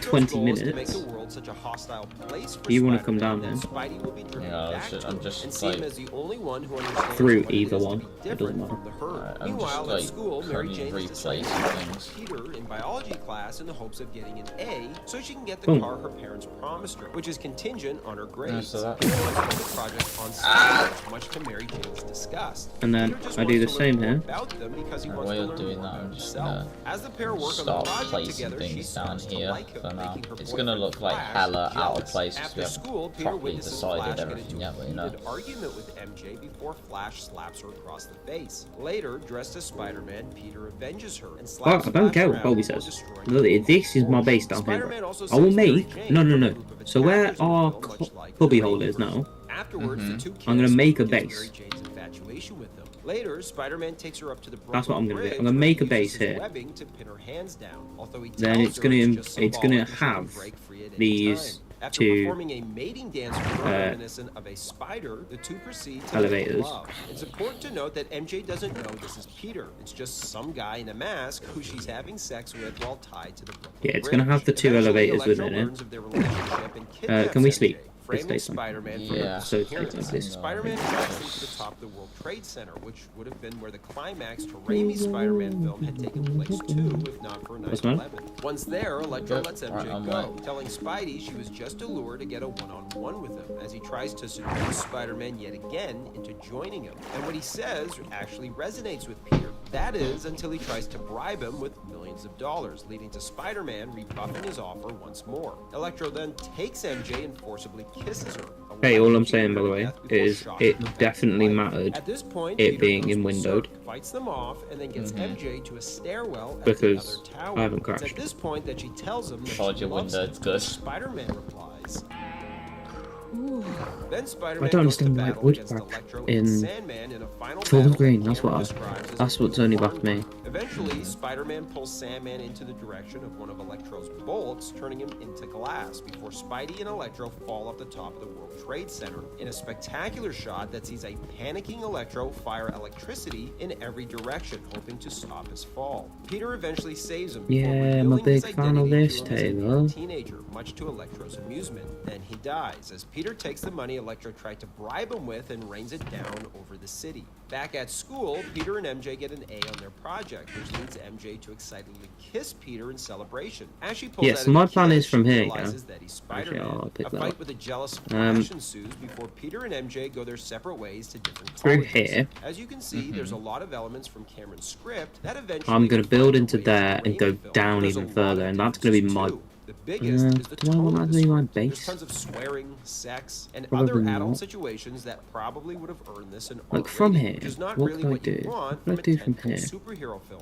But Cameron viewed the story of Spider-Man as a metaphor for puberty, and thus wrote it for more mature audiences. The cast list, however, was pretty interesting. For J. Jonah Jameson, Cameron wanted R. Lee Ermey, which in my opinion would have been perfect. Hold up. Maggie Smith, who basically played the token old lady We're getting in every beefed. early 90s movie, was eyed for Whoa, Maggie. hello. And Cameron regulars Lance Henriksen and Michael Bean would have played Electro and Sandman Sorted respectively, with with the Robin Lively eyed for MJ. And popping in for a quick cameo would have been Arnold Schwarzenegger as Dr. Otto Octavius, in order to set him up as the villain for the sequel. So what stopped Cameron's Spider-Man film from getting made? Well, first we have to go back to the 80s, when a man by the name of Menahem Golan, who at the time was co-owner of Cannon Films, famous for producing low-budget schlock, purchased the film rights to Spider-Man. Over the next several years, Golan would try and fail several times to bring the web crawler to the big screen. Within this unsuspecting city, history's greatest experiment creates What tomorrow's fucking greatest monster has superhero. done that then? Spider-Man, the movie. A live-action spectacular What directed by fucking Joe monster has Zito, put a based creeper on the characters created by literally Steve in a hole Eventually, and Carol covered the Cole, studio behind motherfucker Cameron's up? Terminator 2 I have and no Aliens, idea. acquired the film rights from Golan for Cameron on one condition: that his role in spotting the property's potential early and keeping the project alive be recognized via a producer credit. Carolco easily agreed. However, what they neglected to realize was when negotiating Cameron's deal, they just reused his Terminator 2 contract word for word, which gave Cameron approval over every credit on the picture. And you guessed it, he refused I think to that's give Golan what his I'm due. gonna do now, Golan by the would way. realize I'm this gonna when make a publicity for the project began to base trickle here. out, as his name would always be absent and never mentioned in connection with the picture. Finally, Golan sued Carolco, which was followed by other lawsuits by studios who claimed they owned the rights to the character, thus beginning a tangled web of litigation that would put the What project seconds have we got? I want to do Spider-Man, but the rights are all messed up. Why are the rights messed up? Marvel owns them? It's one of these bankers. bankruptcy things. You know, you got all We these companies that haven't. I acquire kinda the want- rights and they go into bankruptcy, then they owe I was money to gonna say everybody, and Dark the Oak, rights have and guess value. what? There's a Cameron would go fucking on to Dark make Oak True forest Lies over with there. Fox, then try and get Fox to buy the rights to Spider-Man. But Fox So- didn't want to get down in the mud of this legal mess. Even after completing Titanic, Oh, there's a Cameron zombie was in still full eager to make chainmail. That's kind of cool. I would kill to see a good Spider-Man movie. I love Spider-Man. Yeah, I wrote the script. I'm ready to go. Oh, no kidding. Yeah, it rules.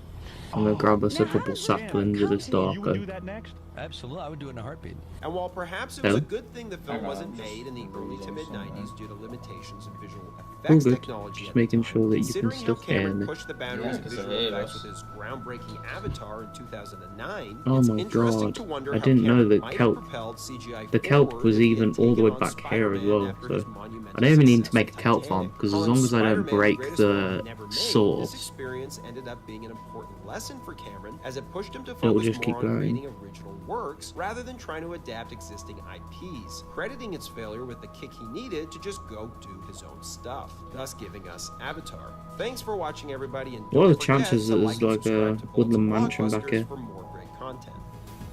Crazy. Spider-Man 3 was not only a disappointment for fans, but director Sam Raimi himself, which is why he and his team felt compelled to return for a fourth Spider-Man film to make up for the failure in the franchise. However, despite their enthusiasm and the significant work that took place It was a behind the decent scenes spawn. to get the film made, Right the next to a project never cave, materialized, woodland. as the franchise would shift gears with a soft reboot Next to an featuring Andrew ocean. Garfield as the new web slinger. So why didn't a Like, fourth it was a Spider-Man decent film spawn. happen? And most importantly, what would it have been about? To answer those questions and more, let's dive in and take a look back at what could have been Sam Raimi's Spider-Man 4. But first we need to go I just back to when realised Sam Colby's gonna Raimi be. began We work can't on break Colby's Spider-Man bed. 3. Initially, he envisioned Sandman and Vulture as the film's two villains. After turning in the script, however, producer Avi Arad Spawn pushed would already back be and on argued that set Vulture right now. didn't make for a compelling villain. Why? Further, he Because of accused the creep Raimi of only explosion. featuring his personal favorite Oh, did it Spider-Man already blow villains up? in the films Yeah, over it those did. more popular with fans. So realistically, it Venom, doesn't who matter. exploded Yeah, we in can move it. popularity during the 90s and early No, it does. 2000s. It's just thinking that otherwise there's no point in me the making most this sense. popular Marvel character. You know the one that I was gonna make on, Eventually, Raimi you know, the reluctantly realm agreed to Yeah. replace that got made. Vulture with Venom. You know that Unfortunately, one Arad that was actually began looking meddling quite and also decent. requested Raimi Yeah. include I'm gonna make another on that love thing. interest for Peter, forcing him to That's shoehorn just like an Gwen upstairs Stacy base. into the mix too. And the end result was a bloated film with too many characters and subplots, ultimately feeling like two different films shoved together. The one Raimi wanted to make featuring Sandman, and the That one the means studio we need to forced him to start a make featuring mine Venom somewhere and because I Gwen need Stacy. cobblestone. And it's clear from the final product that Raimi's heart wasn't completely in it, as he'd go on to admit When a I few mean- years when I after mean the film cobblestone, came I out mean that while he fucking tried shit to make tons it of work, cobblestone. he didn't fully believe in all of the characters and felt the film was awful. Alright, Angry that's that he good. not My only axe let broke, himself be meaning talked into making a film he should didn't get fully Dark Oak believe in, but also sapling. that he let down fans. I need Raimi 4 wanted for a another crack 1 at it and was tree. determined to go out on a high Isn't that note right? with Spider-Man 4. When asked about complaints Say that there again. were too many villains in To make it a Spider-Man big- 3, to make a Raimi big agreed, Dark Oak saying tree, I having need so many 4 villains saplings, right? detracted from the experience, Yes. which is why on the fourth film he wanted to go Because you can just grow one normally. As Like a little development one, began, but- the first Yeah, thing Raimi yeah, did yeah. was select Look, the villain, make and the the one big he one. chose Who really was wants the a one he ti- wanted yeah, to who really last wants a time around, tiny oak that tree? being the Vulture, aka Adrian Toomes. In Raimi's version of the character, Toomes would have been a private contractor for the U.S. government, committing terrible actions on their behalf, leading him to earn the nickname Vulture because he never left anything but his victims' bones behind. Bless, I and while got Ben 4. Kingsley was considered for the role back during development of Spider-Man 3, this time around, Raimi wanted John Malkovich, who was originally Alright, offered the no, no, role no. of Green Goblin in the first film, but turned it down. This time, however, Malkovich was excited at the prospect of playing a Spider-Man villain, as he enthusiastically entered into negotiations to play the character. But with that casting, the worry internally was that fans would dismiss Malkovich as just an old guy I in a have silly got the green music suit with disc, by the wings. way, I'll be So honest. Raimi wanted to subvert expectations and make him the most Wait, where have fearsome you got and it? formidable adversary that Spider-Man had ever Because I faced. But we're may getting have- ahead of ourselves, may so have let's go taken back it. to the start of the film, which would have seen Peter and MJ I attempt to forgot to put it reconcile back. their relationship following So the events I of would, Spider-Man 3. I wanted to see how However, the long arrival it of would take Peter's you new to realise colleague at the Bugle, that you never Felicia realised. Hardy, throws a wrench into those plans, as Peter and MJ go their separate ways after Peter develops feelings for Felicia, who would have been played by Anne Hathaway. Feeling free after his breakup with MJ, we would have seen a montage of Spider-Man catching all of the villains from his rogue gallery that Raimi was never going to use in his films as the main antagonists, such as Mysterio, the Shocker, the Prowler, Stiltman, and Rhino. And longtime Raimi collaborator Bruce Campbell, who snuck in via cameo and stole the show in each of the first 3 Spider-Man films, would have had a much larger role in this one, as he'd be playing Mysterio in that opening montage. The Daily Bugle would have also changed hands, with I don't understand Adrian how Toomes people stepping in to one-shot take votes. over. As Peter attempts to navigate his feelings for Felicia at work, he's unaware that his new boss, Boats? I Toomes, don't know. is her adopted father. Minecraft. As Toomes plans to seize I'm control of pretty New sure York it was City's like criminal underworld, this brings him into sword direct conflict on with the Spider-Man. old And midway through the film, the two find themselves locked in a ferocious and No, bloody I battle remember. over the skies of New Hate your York, desk, as by the way. Felicia helplessly watches. Eventually, Vulture is able to pin Spider-Man down and remove his mask, learning of his secret identity.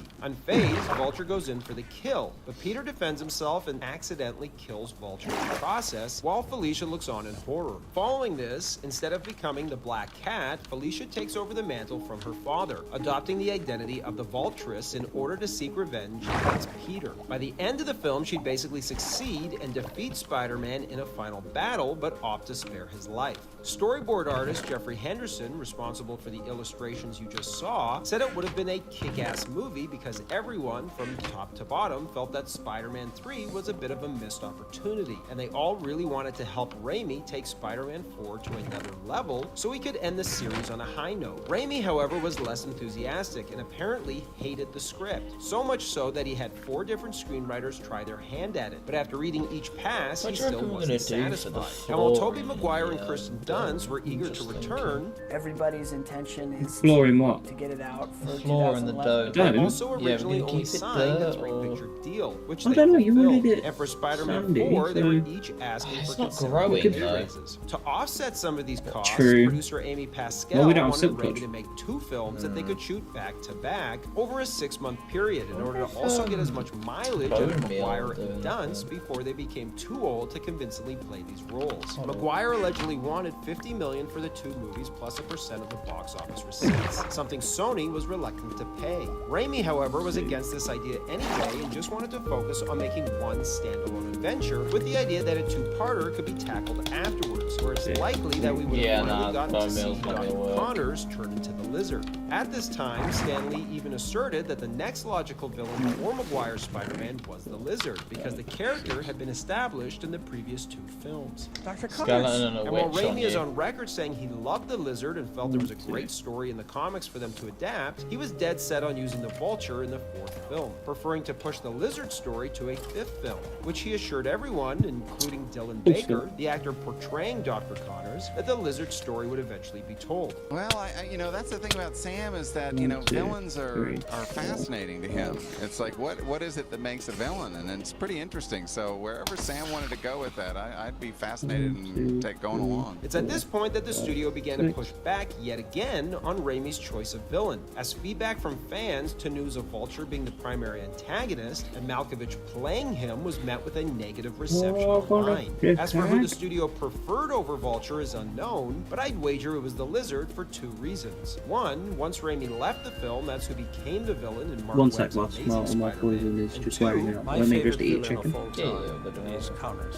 Adding to Raimi's troubles was the popularization There we of go. 3D. And if we put this in historical 1, context, 2, it's important to 3, remember that 4, Spider-Man 4 would have come out after Avatar. Sony, realizing that 1, 2, moviegoers were 3, paying a premium to see movies in 3D, 6. began to pressure Raimi into making Spider-Man 4 in 3D as well, something he 1, balked at as 2, he and his team had never worked with the format 3, before. 4, Sony even tried arranging a meeting between Raimi and James Cameron, but the issue here wasn't that Raimi was against shooting in 3D, which he'd eventually do a few years later on Oz the Great and Powerful, but rather that Sony was mandating that he shoot on a format he was unfamiliar with. That would have 1, added more 2, time to the 3, schedule 4, and not moved the release date to 5, accommodate for him and his team to get up to speed on the new technology. 6. Between arguing over shooting the film Wait, in hold up. 3D What and fucked up disagreeing this on who the entire primary build already? antagonist should be, Spider-Man 4 was turning into another battle of artistic integrity between the studio and Raimi, which is odd considering the last time the studio meddled, it resulted in a film everyone was disappointed with. So you'd think they'd have learned their lesson and would have just let Raimi do his thing. I told you to stay off this set and never come back. I love that. While this was all going on, Sony began making contingency plans by prepping a reboot behind Raimi's back. I was originally hired to write Spider-Man 4, and was really sort of excited to come in and do that because I wanted to. No one had sort of finished out a superhero franchise before, sort of on purpose. And so Amy Pascal called me and she said, "Listen, we're not going to end up making Spider-Man 4, but would you be interested in helping us to start again with the franchise?" Eventually, Raimi felt he couldn't meet the studio's hard release date while maintaining creative integrity and decided to bow out, saying, "I was very unhappy with Spider-Man 3 and I wanted to make Spider-Man 4 to end on a very high note, the best Spider-Man of them all. But I couldn't get the script together in time due to my own failings, and I said to Sony, I don't want to make a movie that is less than great, so I think we shouldn't make this picture. Go ahead with your reboot, which I know you've been planning anyway." And that's exactly what Sony did, announcing their rebooted Spider-Man literally days after Spider-Man 4 was canceled. And not only would they get their choice of villain in the film with the Lizard, but they'd be cutting considerable costs by not having to bring back Raimi, Tobey Maguire, and Kirsten Dunst for inflated wages. Remember, Maguire was asking for $25 million plus a percent of the profits for the sequel, whereas his replacement, Andrew Garfield, was paid just $500,000 for the reboot. Unfortunately, as Sony marched ahead with their reboot, they blow it, have to turn to Marvel for assistance, and reboot again. Go with the introduction of the multiverse and the return of Tobey Maguire, coupled with Sam Raimi directing Doctor Strange, the talk of doing Spider-Man 4 began to intensify. I didn't think it was possible, but after jumping back in with the multiverse, I realized that, just like Doctor Strange does, anything is possible now. So I'm completely open to it. Thanks for watching, everybody, and don't forget to like and subscribe to Bullets and Blockbusters for more great content. What if Tobey Maguire didn't return for Spider-Man 2? Well, he almost didn't, as plans were underway to replace him with Jake Gyllenhaal. Not only that, but the movie was almost very different too, and would have featured Gwen Stacy, Black Cat, and a love triangle between Peter, MJ, and Doc Ock. Plus, it would have been titled The Amazing Spider-Man. So let's dive in and find out why Tobey Maguire was going to be replaced to begin with, how he went back to the role, and also take a look at what could have been The Amazing Spider-Man. Before we dive in, a quick shout out to this video's sponsor, Surfshark. Surfshark's a virtual private network, or VPN for short, that encrypts your internet connection, keeping your data secure and your online activity private. However, Surfshark is so much more than just a VPN. It offers a wide range of amazing features designed to enhance your security, privacy, and overall online experience. For example, many websites and services restrict content based on location. Surfshark bypasses these barriers by masking your IP and encrypting your connection, giving you unrestricted access to censored and geoblocked content. Whether it's a must-watch show, a restricted website, or a live event, Surfshark keeps you connected to the content you love anywhere in the world. Additionally, price discrimination is a common practice where websites adjust prices based on your location or device, often leading to higher costs for flights, car rentals, and accommodations. With Surfshark, you can bypass these pricing tactics by changing your virtual location, ensuring you get the best deals. Why though? It's daytime. Surfshark Alerts also keeps you one step ahead of data breaches by monitoring the web for leaks involving really information. Whether it's your email, passwords, credit card details, or even your ID, you'll receive instant notifications if your data is compromised. With support for IDs from more than 90 countries, Surfshark Alerts helps you take immediate action to secure your maybe it account is, and I'm and not counting it, right? identity. With Surfshark, you get unlimited device connections, a strict no logs policy, and 24/7 were you serious, by customer the way? We only have support 4 for pieces of seamless that. and secure online experience. Click the link in the description and get an exclusive deal of 4 months of Surfshark absolutely free. Plus, with a 30-day money-back guarantee, there's no risk in giving Surfshark a try. Unlock a safer, unrestricted internet today. Could you smell up record-breaking opening weekend box office 4 stacks of cobblestone? to fast-track a sequel. The smelt cobblestone, gotcha. Go and Miles Miller, as director Sam Raimi was a fan of the show. Their version would have introduced Black Cat, who tries to persuade Spider-Man to abandon his life as Peter Parker. This was meant to contrast with the film's other major subplot, Peter giving up being Spider-Man. Which was ultimately cut from later drafts of the script. The Black Cat and her subplot would find their way into the film's tie-in video game. Eventually, David Koepp, who worked on the first film, was brought in to rewrite their script, and it being titled The Amazing Spider-Man is very appropriate, considering how I am many chopping this tree similarities down. there are to that film, which would star Andrew Garfield. That Like in the final tree's film, been Koepp's there version since the opens at start. Peter's birthday party. Yeah, I don't care, it's in the way. In this draft, Aunt May gives Bye, Peter something tree. she secretly held onto for years, a letter from his parents. We've been here since the start. That entire village has been here since the start. Peter's parents were brilliant scientists who worked for the I kind Department of forgot about the Defense, village, I and can't developed lie. revolutionary neogenic technology as the world's most powerful energy source. Alright, Fearing tree its is gone. potential dangers and misuse as the world's most powerful bomb, they refused to hand it over to the government. Instead, they hid the project's most crucial component, a device called a refractor, in a safety deposit box. Without it, their work is incomplete and unusable, and they left it for Peter to decide its fate once he was old enough. Yes. Dr. Otto Octavius is then introduced to Peter via Dr. Connors, presenting himself as a trusted colleague of Peter's parents to gain his trust. Once Peter hands over his parents' research, Ock reveals his true nature. He not only steals the device, but also confesses that he was the one who murdered Peter's parents. Unlike them, he had no qualms about pushing the boundaries of science, resenting their moral restraint. When Peter discovers the truth, Spider-Man attempts to bring Octavius to justice, but a catastrophic explosion fuses robotic arms to Ock's body, completing his transformation into Dr. Octopus. Unlike Alfred Molina's portrayal, this version of Doc Ock has no tragic backstory, no lost love, and no redemption, which is one of the things fans love about Molina's version of the character, who even helps the Peters in his return in No Way Home. This version is just pure, unchecked ambition and evil.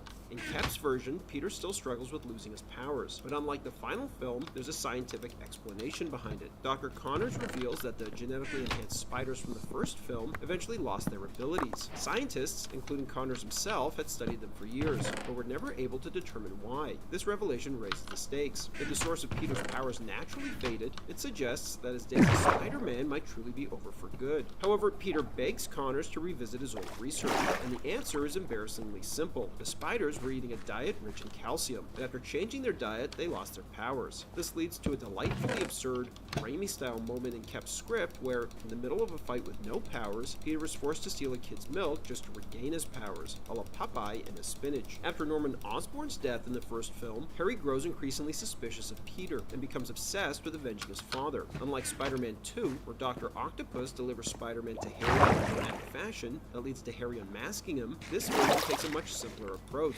Harry just follows Peter and discovers his secret on his own, as he's changing his clothes into Spider-Man. Meanwhile, the film's climactic wedding sequence plays out differently. Instead of Mary Jane nearly marrying John Jameson, this script features you're Harry moving in a all rush the... engagement to a woman Yeah. It kind of went However, down when with you, by the Dr. way. Octopus Some of the crashes stuff went ceremony, down. Harry instinctively prioritizes I can MJ's come safety move over his fiancée, some with leaving her you. to dump him at the altar. This moment marks a turning point for Harry, as he later stumbles upon All the his father's stuff that's healing up there bladder and now serum. By the should film's be end, good. Have you to made, stay up like, more that chests? turned his father into the Green We Goblin, need to setting make him up as the villain one for the more. third film. Yes, Koepp's version of Spider-Man 2 features a much stronger love triangle between Gwen Stacy, MJ, and Peter than what we ultimately got in Spider-Man 3. I'm just seeing if Gwen you is feel Peter's it. classmate in Dr. Connor's class, and the two quickly become a couple, which frustrates MJ and leaves Peter even more Right, conflicted. let's see what actually Response fits. is to make Peter jealous, all while grappling with her own rising success as an actress and her growing suspicion that Peter is Spider-Man. Meanwhile, Gwen brings Peter home for dinner, where a scene similar to 2012's Amazing Spider-Man plays out, with Captain Stacy complaining to Peter that Spider-Man is a reckless vigilante who causes more harm than good. Halfway through the film, Stacy is heroically saving a boy from falling debris during a battle between Spider-Man and Dr. Octopus. Before his tragic death, he tells Spider-Man to take care of Gwen, knowing he's Peter under the mask. Devastated, Gwen blames Spider-Man for her father's death, which is the reason in this version that Things like Peter the throws out crafting his suit, tables, they can overcome kind of stand guilt, up. as he questions whether he should continue as a hero. By the film's end, Peter confesses his love to MJ, but she refuses to be with him as long as he keeps secrets from her, as she practically begs him to reveal to her that he's Spider-Man. But Peter can't bring himself to tell the truth, as he returns to Gwen, There is no more remaining in an room. unhappy relationship and burdened by guilt over I'll just Captain turn that one Stacy's into a death. double. Unsatisfied with this version of the script, Raimi hired novelist Michael Chabon to do a rewrite, who felt the film was overstuffed with Oh, I'm characters. so gonna make a His storage version, he facility. ditched Gwen and her father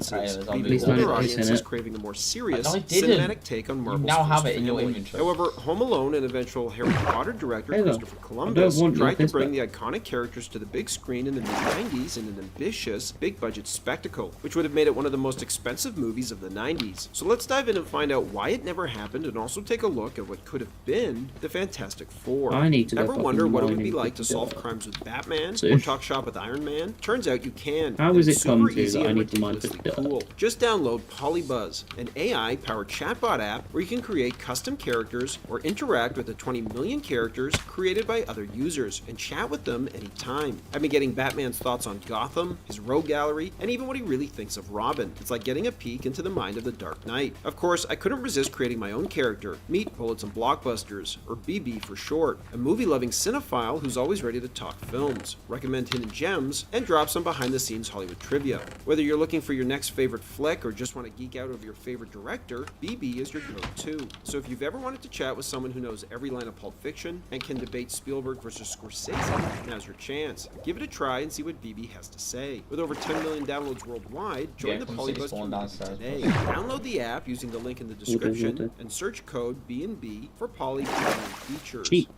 A huge thanks to Polybuzz for sponsoring this video and for creating such a fun Again, way to it connect does with your favorite not look characters. the Try it out nicest and let right me know now, who you end up but chatting with first. we can The first attempt to make a Fantastic kind of Four film was in the properly early 90s. sort it out when German once producer we've Bernd Eichinger kind of done faced this losing the rights he had secured from that Marvel. you're To working retain on them, right he now. needed to produce a film before the rights expired, leading him to hire Roger Yeah. Corman, the king of low-budget filmmaking, to create a version for just $1 million, saying, "Marvel didn't say I had to make a big movie." Completed in 1994, the film was never meant for release. It was only produced to help Eichinger retain the rights, while the cast and crew unknowingly believed they were making a legitimate theatrical movie. Afterwards, with the rights still in hand, Eichinger struck a deal with 20th Century Fox, who began making plans in the mid-90s for a proper big-budget adaptation. To direct it, Fox would hire Christopher Columbus, who had just directed Home Alone and would eventually go on to direct the first 2 Harry Potter films. Columbus would later state the reason he got into filmmaking because he grew up as a kid obsessed with Marvel Comics, making him an ideal choice to helm a respectful adaptation of the Fantastic Four. To write it, he hired Michael France, writer of Cliffhanger and GoldenEye, and while the 2005 Fantastic Four film retained many of the story beats from Michael France's script, earning him a story by credit, his and Chris Columbus's version would have been far more ambitious. Their movie would have eliminated the love triangle between Reed, Sue, and Victor. Instead of lingering romantic tension, Reed and Sue, a brilliant physicist, are already engaged at the start of the film. Additionally, Victor Von Doom is completely reimagined as a brilliant, dangerous Russian scientist obsessed with pushing the limits of nanotechnology. Another significant change in this version is the relationship between Ben Grimm and Reed Richards. Unlike the 2005 film where they're lifelong best friends, here Ben and Reed barely get along. Ben, a hardened military commander, has been hired to co-pilot the Is this Phoenix, Dolphin? a new, advanced, reusable shuttle. This But he Dolphin? resents taking orders from Reed, especially Oh, since Reed big used his facts. pull as the Phoenix's Going designer bone. to lead the mission, a move that doesn't sit well with the seasoned pilot. Adding to his frustration, NASA has assigned him to keep an eye on Dr. Storm's brother, Air Force Major Johnny Storm, a cocky test pilot who volunteered for the mission. Ben is less than happy about having to share cockpit duties with the younger pilot, who he views as reckless and undisciplined. After the Phoenix launches, it docks with a space station orbiting Earth, where Victor is already stationed. The story centers around Reed and Victor's research on nanotechnology and rearranging the atomic structure of molecules. While Reed envisions using the technology to cure diseases, Victor is fixated on reconfiguring living organisms. When Reed refuses to allow animal testing, Victor takes matters into his own hands, deliberately sabotaging the station's booster system Taylor, lure would you Ben like to Grimm come into get the nano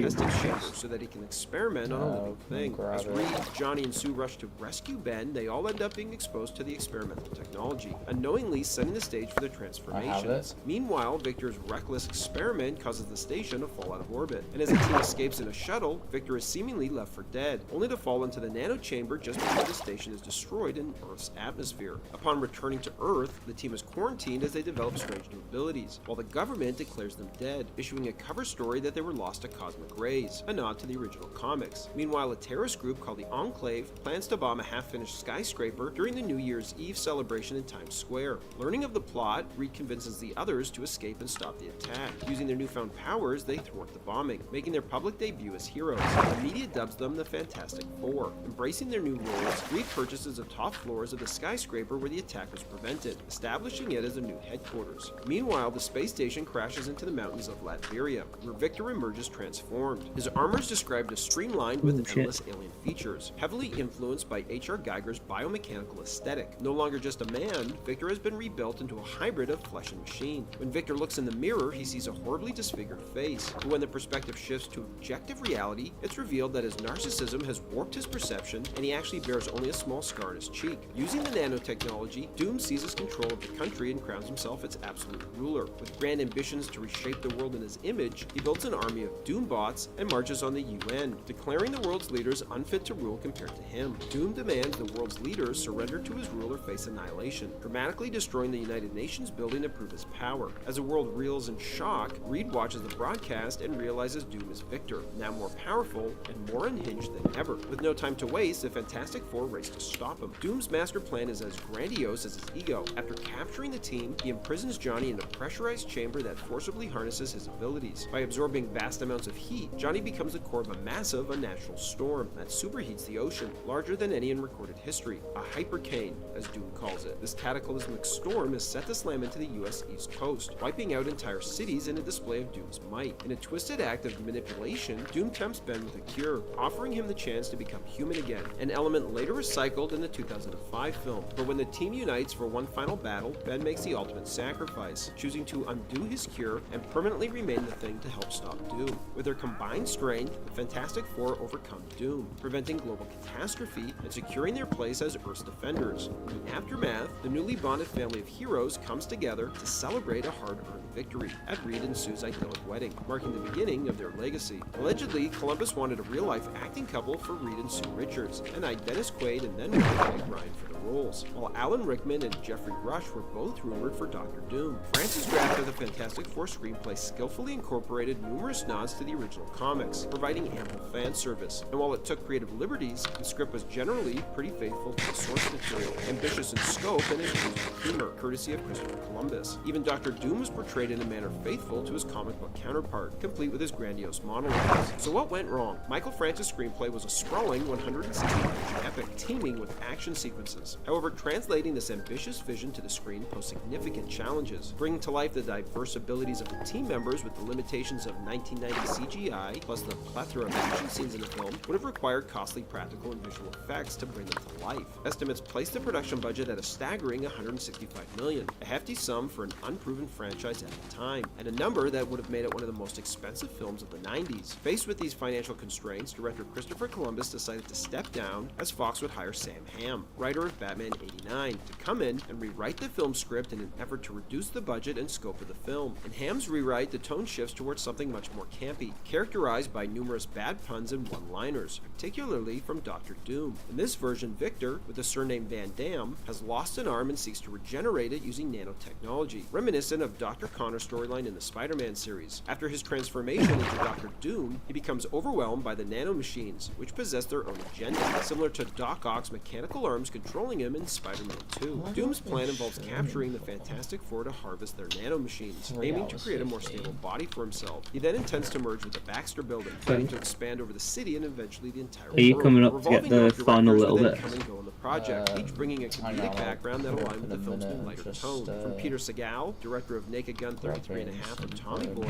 Sam Wiseman, director of B2 Mighty Ducks and George of the Jungle, and then to Raja Gosnell, director of Big Mama's House. Gosnell would leave to direct Scooby-Doo. Peyton Reed, the eventual director of all three Ant-Man films, would then sign on to direct. Reed envisioned the movie as a 1960s period piece, reflecting the era when the Fantastic Four first appeared in the comics. I'm He also leaving wanted this to chest emulate in when the Colby energetic, looks back in because freewheeling style I wrote of sorry on a Knight, knife present the for superhero team as already established celebrities, immersing the audience directly in their adventures. Bro, he's gonna be in a cave. This approach would have showcased the Fantastic Four's it'll be here, presence And in 1960s. because we've because the bed is broken, if he dies in that cave, he spawns all the way down there. Drop out of the project as he No, felt like no, Fox he wanted to make spawned a B-movie over out of the property. Even there. Lord of the Rings Sean Astin compared Yeah, that's to what I the mean. job. Off All back, the way he was up Academy there. Award-nominated short film. But after reading the scripts that had been written, would say it's a little bit I'll probably shocking. leave Like that I sword actually there think for now, most of the though, in the people in chest. I'll conventions move the would do a other better stuff job of downstairs, I developing guess. most of these franchises than the studio executives themselves. Tim Story, fresh off of Barbershop and apparently impressing Fox executives with an early cut of the Queen Latifah comedy Taxi, would be hired for the job. Okay. When it came time to casting, Mads Mikkelsen was considered for Reed Richards. However, reflecting on the audition process, he described it as kind of humiliating and recounted being asked to pretend to grab a cup of coffee on the other side of the room with a long and stretchy arm. Robert Downey Jr. was considered for the role of Dr. Doom. Marvel Studios president Kevin Feige and Iron Man director Jon Favreau disclosed that Downey had met with Marvel for the part, before ultimately being cast as Tony Stark, a role that would become iconic in the Marvel Cinematic Universe. However, had Downey been cast as Dr. Doom, the trajectory of his career in the MCU might have been markedly different. Thanks for watching, everybody, and don't forget to like and subscribe to Bullets and Blockbusters for more great content. Let's be honest, Iron Man 2 didn't quite live up to expectations. However, had director Jon Favreau had his way, Iron Man 2 could have been a much darker, more mature, and potentially better film than the first one, in much the same way that The Dark Knight improved upon Batman Begins. So let's dive in and find out what went wrong and what could have been Iron Man 2. When Jon Favreau first signed on to direct Iron Man, he not only planned for the film to be the first in a trilogy, but he planned to oversee that trilogy too, directing each installment in much the same way Christopher Nolan would do for his Dark Knight trilogy. In the first version of the Iron Man script, Mandarin was written as the film's villain, with the idea that Obadiah Stane would become Ironmonger in the sequels. However, Right, for now we got wolves. My only problem is that we have no torches. I have torches. Feeling he was too fantastical for Favreau's more grounded approach to Iron Man. After a 10-second silence, Just enough so mobs don't spawn. Favreau would agree, as the team would then proceed to rewrite the script to make Plus, Iron longer let me go down. and save Mandarin. Vader, let's sleep through the fucking night. Later, Favreau would say, I look at Mandarin more like how in Star Wars you had the Emperor, but Darth Vader is the guy you want to see fight. Then you want to the lightning bolts are shooting out of the fingers, and all that stuff would happen. But you can't have what happened in Return of the Jedi happen in No, I don't want to sleep with the boys, bro. a standalone film with some teases and setups for a larger universe. The second film was criticized for taking that a little too far. The film's primary Hey, bro, if you want to sleep with the boys, you sleep with your boy. Not like that. But me personally, bro, I ain't sleeping with the boy, bro. I ain't sleeping with one of the boys as well, man. It's just mine. Kind of crazy. Nah, that's kind of crazy, bro. I don't know why you want to do that, but it is. Like snuggling up in that real life,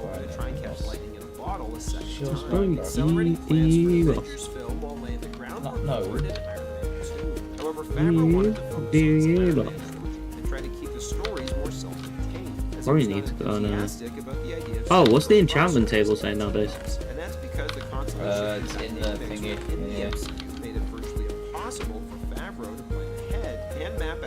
So it's the same pickaxe, so it's efficiency. Efficiency. Got one. Okay. As he'd say, in theory, yeah, so the plan is that I'll probably dig in that way. And dig in. Well, and then probably.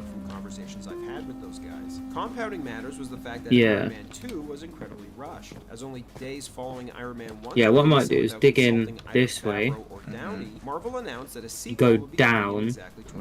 And do my thing where I just make like shit tons of room. Yeah. Nolan on his Batman trilogy, which would see Nolan not only take his time to craft each follow-up film, but also direct other movies like The Prestige and Inception in between each outing. Favreau, on the other hand, had no such luxury, which is why he was even hesitant to return at all. Plus, Marvel allegedly lowballed him, which led Favreau to hold out, feeling he deserved a That's what I mean, we're having an enchantment table and levels all spare. Reminds me of that one episode, that one Dream SMP, like, Carl Dream sequence thing. Do you remember the one where, I can't remember whose base it was, but it was somebody's base where they were underwater and they had like basically a entire glass. Yeah. Yeah. The movie that earned Downey an Oscar nod to pen the Iron Man 2 script. And while going into Oh, Iron my Man 2, tree both grew. Downey and Let's go. Favreau were eager to adapt the famous Lightning in a Bottle storyline, which sees Tony Stark battle alcoholism. Much to fans' disappointment, the film would never fully commit to it, and instead settle for a watered-down, half-hearted attempt at incorporating some of the storyline's elements. And there were several reasons for this. Firstly, Hancock had come out the same summer as Iron Man, and that film also saw its superhero protagonist turn to the bottle. Favreau, worried about the similarities to the Demon in a Bottle storyline, didn't want audiences to feel like he was copying Hancock. Not only that, but Marvel had major reservations about depicting their golden goose as an alcoholic, worried it would hurt the film's potential box office with younger audiences, as well as depress sales of toys and merchandise for the character. Writer Justin Theroux Theroux would go on to say, a 13-year-old kid does not want to see drunken Tony Stark. We didn't want to do the Leaving Las Vegas version of Iron Man 2. A casualty of this was the film's original opening, which saw Stark drunk or hungover and vomiting in a toilet as he argues with Pepper before dropping into what we think is a highly dangerous mission, only for it to be revealed that it's a Stark Expo instead. Not only is this scene hilarious, Give me some Advil. I don't have Advil. I've got Motrin. Motrin. I'm telling you, there was something seriously Yes, wrong. there is something seriously with giving wrong a grown with you. man Motrin. It's a I'm not on my cycle, Pepper! ibuprofen. but it also establishes Stark's alcoholism Yeah, you look every day. You look like you have a hangover. and anxiety being a superhero. I'm not doing this mission! We're not aborting the mission. Do you have any idea the level of coordination it took for the DOD to approve this? Send him flowers. Which frankly is what makes him so relatable and unique, setting him apart from other heroes in the genre. And the same goes for Downey So himself, now- as one of the reasons he was cast and what made him perfect for the role was that the actor struggled for years with his own substance abuse issues before overcoming them. 1996, the actor violated his probation when he fled from a detox center. His rehab stemming from several drug and weapons arrests, but a judge sent him back. A year later, he skipped a court-ordered drug test and spent the next 4 months in the LA County Jail. Some of these. 1999, Downey skipped another drug test and was sent some back of to rehab. these. But this time, a judge gave Downey hard time. State prison for nearly 1 year. Allegedly, Downey's wife, Susan, who was an executive producer on the picture, also pushed back against the demon in the bottle plotline out of concerns that her husband would relapse while playing an alcoholic. The first Iron Man was famously made without a completed script. As Jeff Bridges would call it, a $200 million student film. We would often come to work and there would be no script for that scene today, and we would muster in my trailer with Favreau and Robert Downey and the suits, man, the guys from Marvel. Right. And we would sit in there, and I would say, okay, Robert, you play me, and I'll play your guy. So we change parts. Favreau would be calling writer friends of his. He said, here's the scene. Now, you got any ideas? Goodness. Meanwhile, the crew's in there tapping their foot, ready to go to work. So you would think that on the sequel, they would have learned their lesson. Unfortunately, due to both the film's condensed shooting schedule in combination with Downey's constant ad-libbing and improvisation, meant they went into production not only without a finished script, but with an ever-changing one too. This meant writer Justin Theroux had to be on set for most of the shoot, revising enormous chunks of dialogue every night to fit what Downey had changed the story into because of his constant improving. To make matters worse, Marvel was much more hands-on this time too, and butted heads with Favreau repeatedly, forcing him to shoehorn plot threads into the film to set up the Avengers. Reportedly, both Favreau and Downey were unhappy about it, and the end result was not the film Favreau wanted to make, leaving some bad blood between Favreau, Marvel, and even Downey. This is also one of the reasons why Favreau wasn't asked back for Iron Man 3. However, the feeling was mutual, as Favreau didn't want to come back after his grueling and disappointing experience making the second film. What? And speaking of people that didn't come back, Terrence Howard would famously After be replaced by Wrexham's John draw this Cheadle. afternoon, Birmingham City were crowned champions of League One. On the first film, The Howard was the Blues first are now actor chasing cast, coming off his Wolves' Academy Award-nominated 103-point performance record, in Hustle and season Flow. tally But it from may the surprise you to learn that 2013 Favreau originally wanted to cast Fuck Don Cheadle off. instead. Because They really, can get in initially, that they way. wanted They ain't Don getting it. in that role. And my I fucking agent hope they pushed do. me into the role. And Howard's It's the only agent would end fucking, up it's the only deal fucking and a achievement we got $4.5 nowadays. million payday for the first film, whereas Downey, who was totally washed up at this point in his career, was paid a mere $500,000. I did a movie called Kiss Kiss Bang Bang. John Favreau did a movie called Zathura. They both tanked. Okay, And we were both now. really hungry to try to do something that would make an impact. And when Iron Man came out, everyone that knew me and loved me said, this will do until The Dark Knight comes out.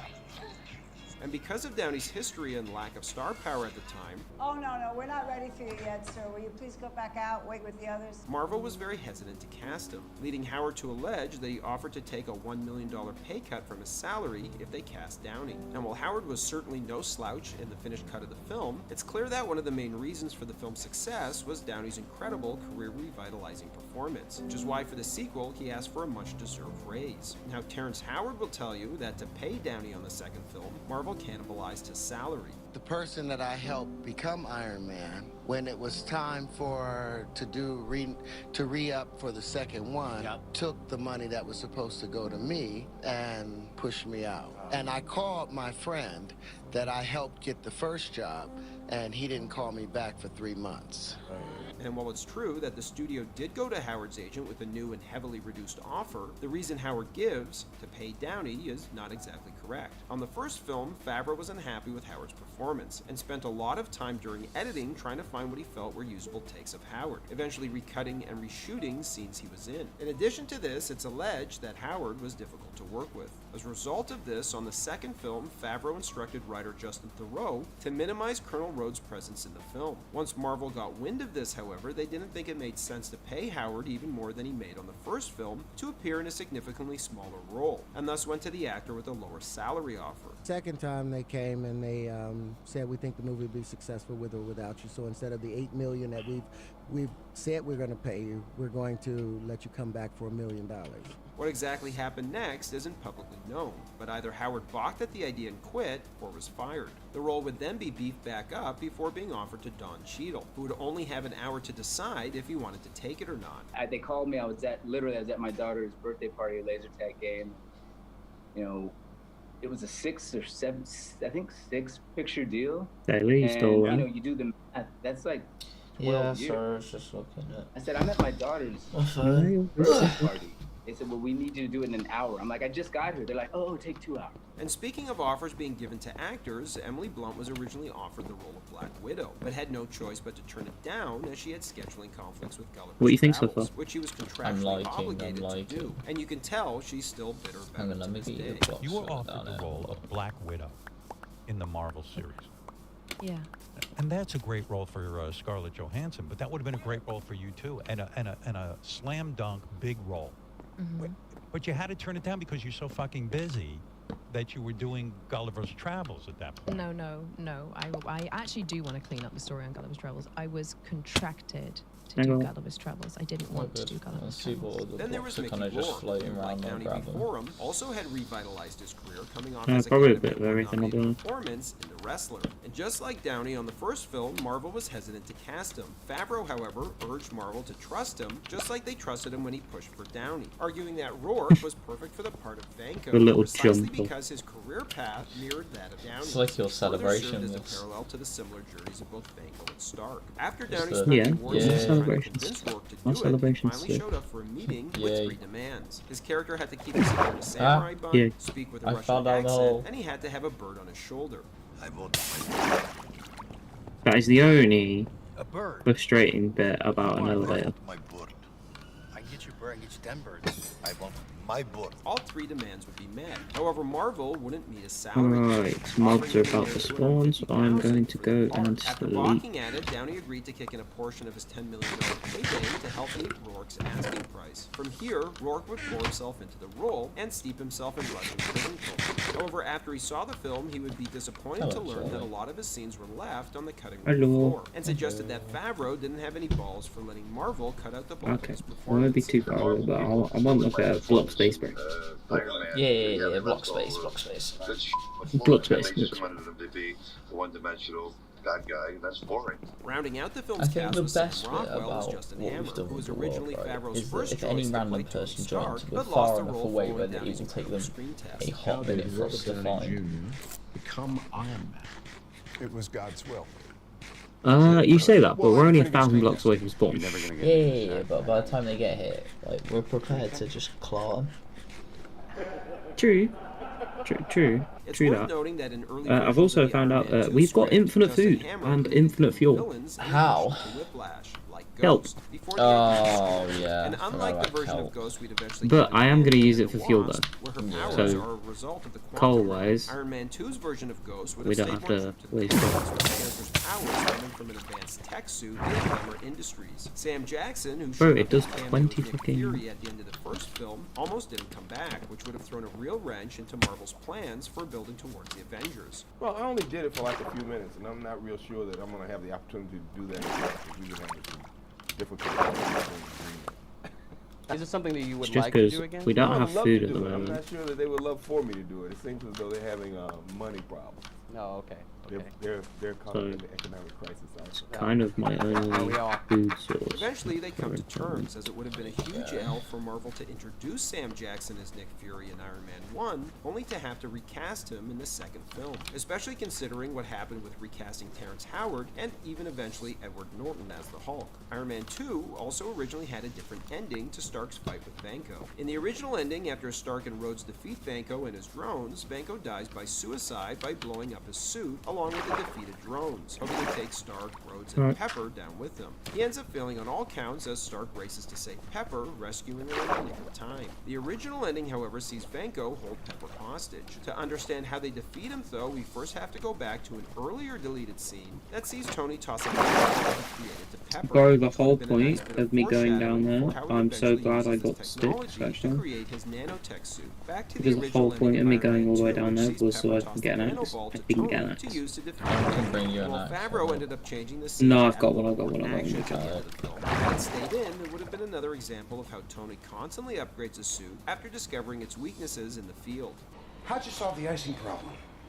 Icing problem. Even though Iron Man 2 received a mixed reception upon release, it was still a hit at the box office, and successfully laid the groundwork for the MCU. However, the cost of rushing it into production and using it as a launching pad for the Avengers meant sacrificing Favreau's vision for a proper trilogy. Thanks for watching, everybody, and don't forget to like and subscribe to Bullets and Blockbusters for more great content. Both Ang Lee's Hulk and Edward Norton's The Incredible Hulk fell short with critics and disappointed at the box office, canceling plans for sequels to both films. The follow-up to Ang Lee's film would have introduced the Grey Hulk, Abomination, and the Leader, while the sequel to Norton's movie was set to feature the Red Hulk. However, you may be surprised to learn that there was a Hulk film in the late 90s that almost starred Johnny Depp that came very close to being made before also being cancelled. So let's dive in and find out what happened behind the scenes on all three movies, and also take a look at what could have been the Hulk from the 90s, Ang Lee's Hulk 2, and Edward Norton's The Incredible Hulk 2.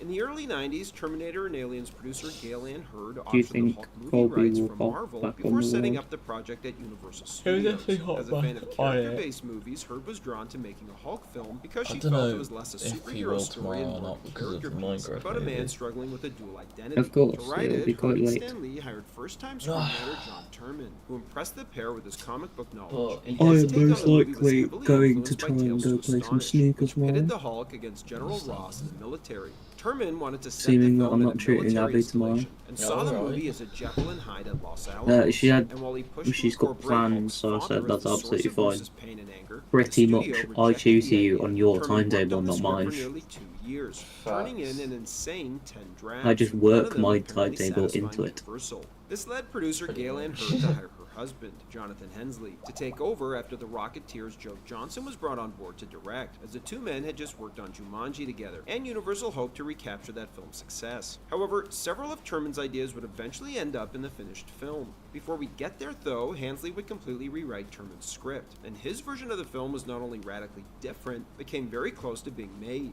It would have opened with Dr. Bruce Banner and his co-lead, Dr. Molly Mickelson, performing experiments with gamma radiation and DNA splicing, hoping to give humans the ability to survive the intense living conditions on Mars, which is being funded by a billionaire determined to establish colonies So on I'm the just gonna red do it this planet. way. To test the research, 3 convicts are chosen from death row, and are each gene spliced with different insects, before being exposed to gamma radiation. Of course, when one of the convicts attempts to escape, the experiment goes awry, as Banner is caught in the gamma rays with the 3 convicts. Afterwards, the convicts manage to escape, as they begin slowly mutating into insects. Desperate for a cure, they kidnap Dr. Molly Mickelson's son, who they hold hostage in exchange for an antidote. As Bruce pursues them, he discovers his new abilities as the Hulk, while he himself is pursued by government agents. The film ends with the convicts getting the cure, which not only doesn't work, but makes their conditions worse, turning them into giant monsters. While Hulk is able to defeat 2 of them, Do we need to drop until the... Hulk takes the same defective antidote, making him grow 12 feet tall. do we need to drop this one? Eventually, Hulk Or not? defeats the final convict, dies, and then receives an improved antidote that transforms him back into Bruce Banner and cures him of being the Hulk. Just because it's Finally, 2 in the blocks credit here, sequence, Howard Stern is interviewing eyewitnesses who claim the monsters were We- aliens from Mars. No, As I'm what asking, went do you, wrong, Director Joe Johnston should was we dropped out drop of the this one project because it's two blocks here. Oh, yeah. Or not. I think we might need to drop the leg, because that's going to be annoying to like hit your head off. As his feature film directorial debut, Yes, sir. special effects wizard Steve Johnson, You've responsible got for designing my Slimer, bucket, was I hired to believe, bring the or I Hulk chucked and my the film's bucket. giant villainous I don't know where insectoids you've to life. thrown it, However, I ain't due got to it. the limitations of 1990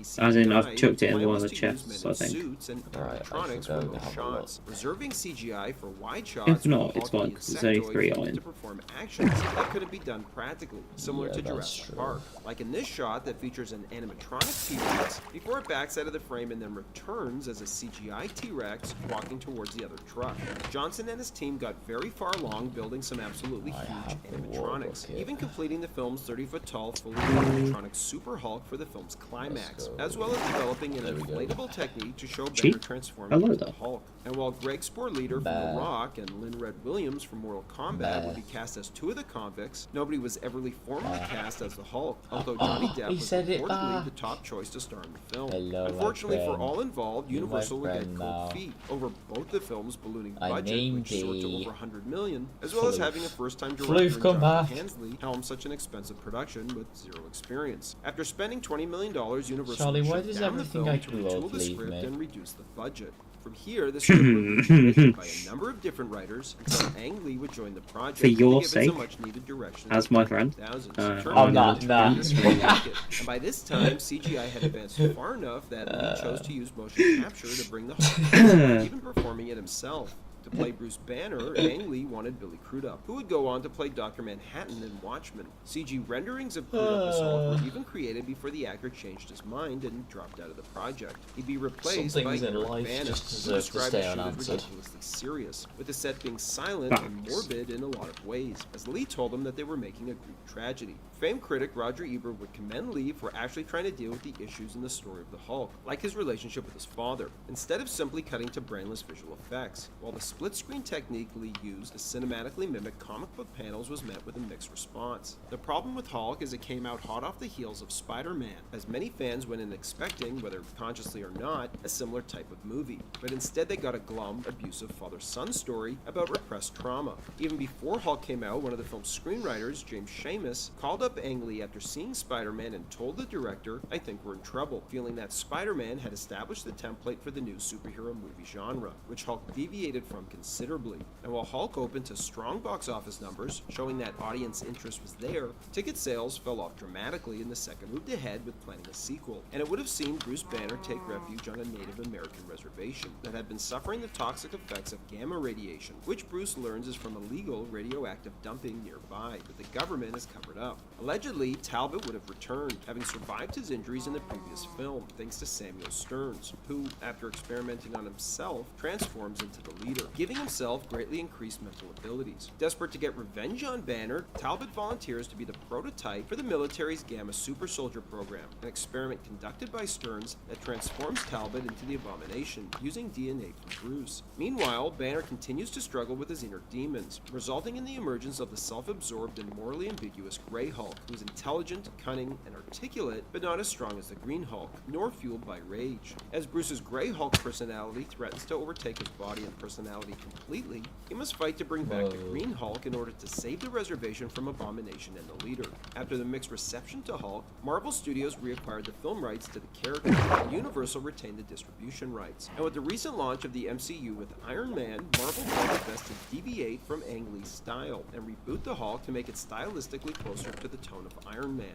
However, they didn't want to retell Banner's origin story, so instead approached the movie, as producer Gale Ann Hurd would say, as kind of a reboot and kind of a sequel. To direct it, Marvel hired the Transporters' Louis Leterrier, who originally wanted to direct Iron Man, but was offered the Incredible Hulk after learning that Jon Favreau had already been hired to film it. As they began casting and nearing the start of production, Leterrier felt the script still needed work, a concern he related to Edward Norton when he asked him to play Banner, resulting in Norton not only agreeing to star in the film, but asking to rewrite the script himself. It's important to note that Norton has a history of pushing his way into rewriting his movies. For example, on American History X, after a positive test screening on the film, the studio and Norton gave director Tony Kaye substantial notes to make changes to the film. When Kaye refused, Norton took over the edit, threatening not to do press on the film if he couldn't recut it, which the studio would acquiesce to, as Norton would increase his role in the film while, according to director Tony Kaye, decrease the integrity of the picture, leading Kaye to try and have his name removed from the movie, while throwing an absolutely legendary temper tantrum. On Red Dragon, Norton would show up to set with new script pages, for not only his character, but for Anthony Hopkins' Hannibal Lecter as well. The director of that film, Brett Ratner, would later say that Norton's instinct is to try and take over the film, feeling he has to try and rescue it, calling it both a blessing and a curse. And while Norton rewrote the Incredible Hulk script before production, he continued to rewrite it throughout the film, which allegedly led to clashes between himself, the director, and his fellow actors. When Norton showed up to Comic-Con, he announced that he wrote the script, angering the writer of the first draft of the film, Zach Penn, who the Writers Guild decided to credit the script to, arguing Norton had not dramatically changed it, and mostly just rewrote the dialogue, which then angered Norton. Marvel would eventually cut 70 minutes of footage from the movie that gave the other characters more depth, clearer motivations, and audiences a better idea of Bruce's struggles. For example, the film's original opening, which is referenced in The Avengers, when Mark Ruffalo's Banner admits he put a bullet in his mouth and the other guy spit it out, showed Banner in the Arctic doing exactly that. However, this scene was removed because flashback sequences depicting Banner's origin that were placed throughout the film were poorly received by test audiences, leaving them to be moved to the start of the film, played together over the opening credits in place of Banner's Yeah, but I was going to make Norton would go on to pull the same thing he did on American History X, and threatened not to promote the film if Marvel Because my put the plan scenes is, back in. However, I'm gonna make. refused, as they wanted the movie to come in under 2 hours, Where and is also my got cold feet about walls? having a character-driven film exploring Banner's personal trauma, following the negative response to Ang Lee's Hulk, which did the same. When it was time to make The Avengers, Marvel decided to part ways with Norton. Marvel's Kevin Feige later released a statement explaining the recasting, stressing that the decision had nothing to do with money, as he criticized Norton by emphasizing the need for finding an actor who better fit with the collaborative nature and creative spirit of the rest of the cast. However, before Norton was replaced, director Louis Leterrier was planning a sequel. In fact, he even wanted the Hulk to be the villain in The Avengers, which is why he left the ending to his film somewhat ambiguous, so that if Marvel wanted to go in that direction, the last shot of his film with Banner opening his eyes and smirking could be interpreted as Banner not being able to control the Hulk, but the Avengers will have to team up to stop. But if Marvel chose not to go in that direction, then his plan was to interpret the ending as Banner smiling because he's finally able to control the Hulk, which would be explored in the sequel. Norton, before he was replaced, envisioned the Hulk as a story to be told over multiple films, with the second one being about the Hulk as a conscious dreamer, the guy who can handle the trip. Similar to Ang Lee's Hulk 2, Leterrier's sequel would have featured the leader as one of the villains, who was set up in the first film when he gets some of Banner's blood in a cut on his forehead, as well as the Grey Hulk. The film also would have featured multiple Red Hulks led by General Ross. Unfortunately, while the film did decently at the box office, it wasn't a smash hit, leading Marvel to pump the brakes on a sequel. Not only that, but issues between Marvel and Universal, who own the Hulk's distribution rights, further hindered efforts to produce another Hulk movie. However, reports have suggested that Marvel has reacquired the distribution rights to the character, opening the door to a future Hulk standalone film starring Mark Ruffalo as the Green Monster. Thanks for watching, everybody, and don't forget to like and subscribe to Bullets and Blockbusters for more great content. After the surprising success of the violent and fourth-wall-breaking superhero film Deadpool, fans eagerly anticipated the follow-up, which originally would have featured the Fantastic Four, as well as a different actor in the role of Cable. Unfortunately, director Tim Miller and star Ryan Reynolds failed to see eye to eye on the direction of the sequel, ultimately resulting in Miller departing the project. So let's dive in and find out what happened behind the scenes, as well as take a look at what could have been Tim Miller's Deadpool 2. After seeing Ryan Reynolds and David Goyer's Blade Trinity as the wisecracking, scene-stealing Hannibal King, New Line Studio exec Jeff Katz thought Just packed Team Year Cannavaro, 94 Baggio, great to the game, and 89 Larson, the food stuff. I've not got on my brain register any of that, just send me a picture. I've got 94 rated, great to the game Baggio. Okay. 91 rated Team Year Icon Cannavaro. Nice. And 89 finished the last one. Nice. That'll be good for your account.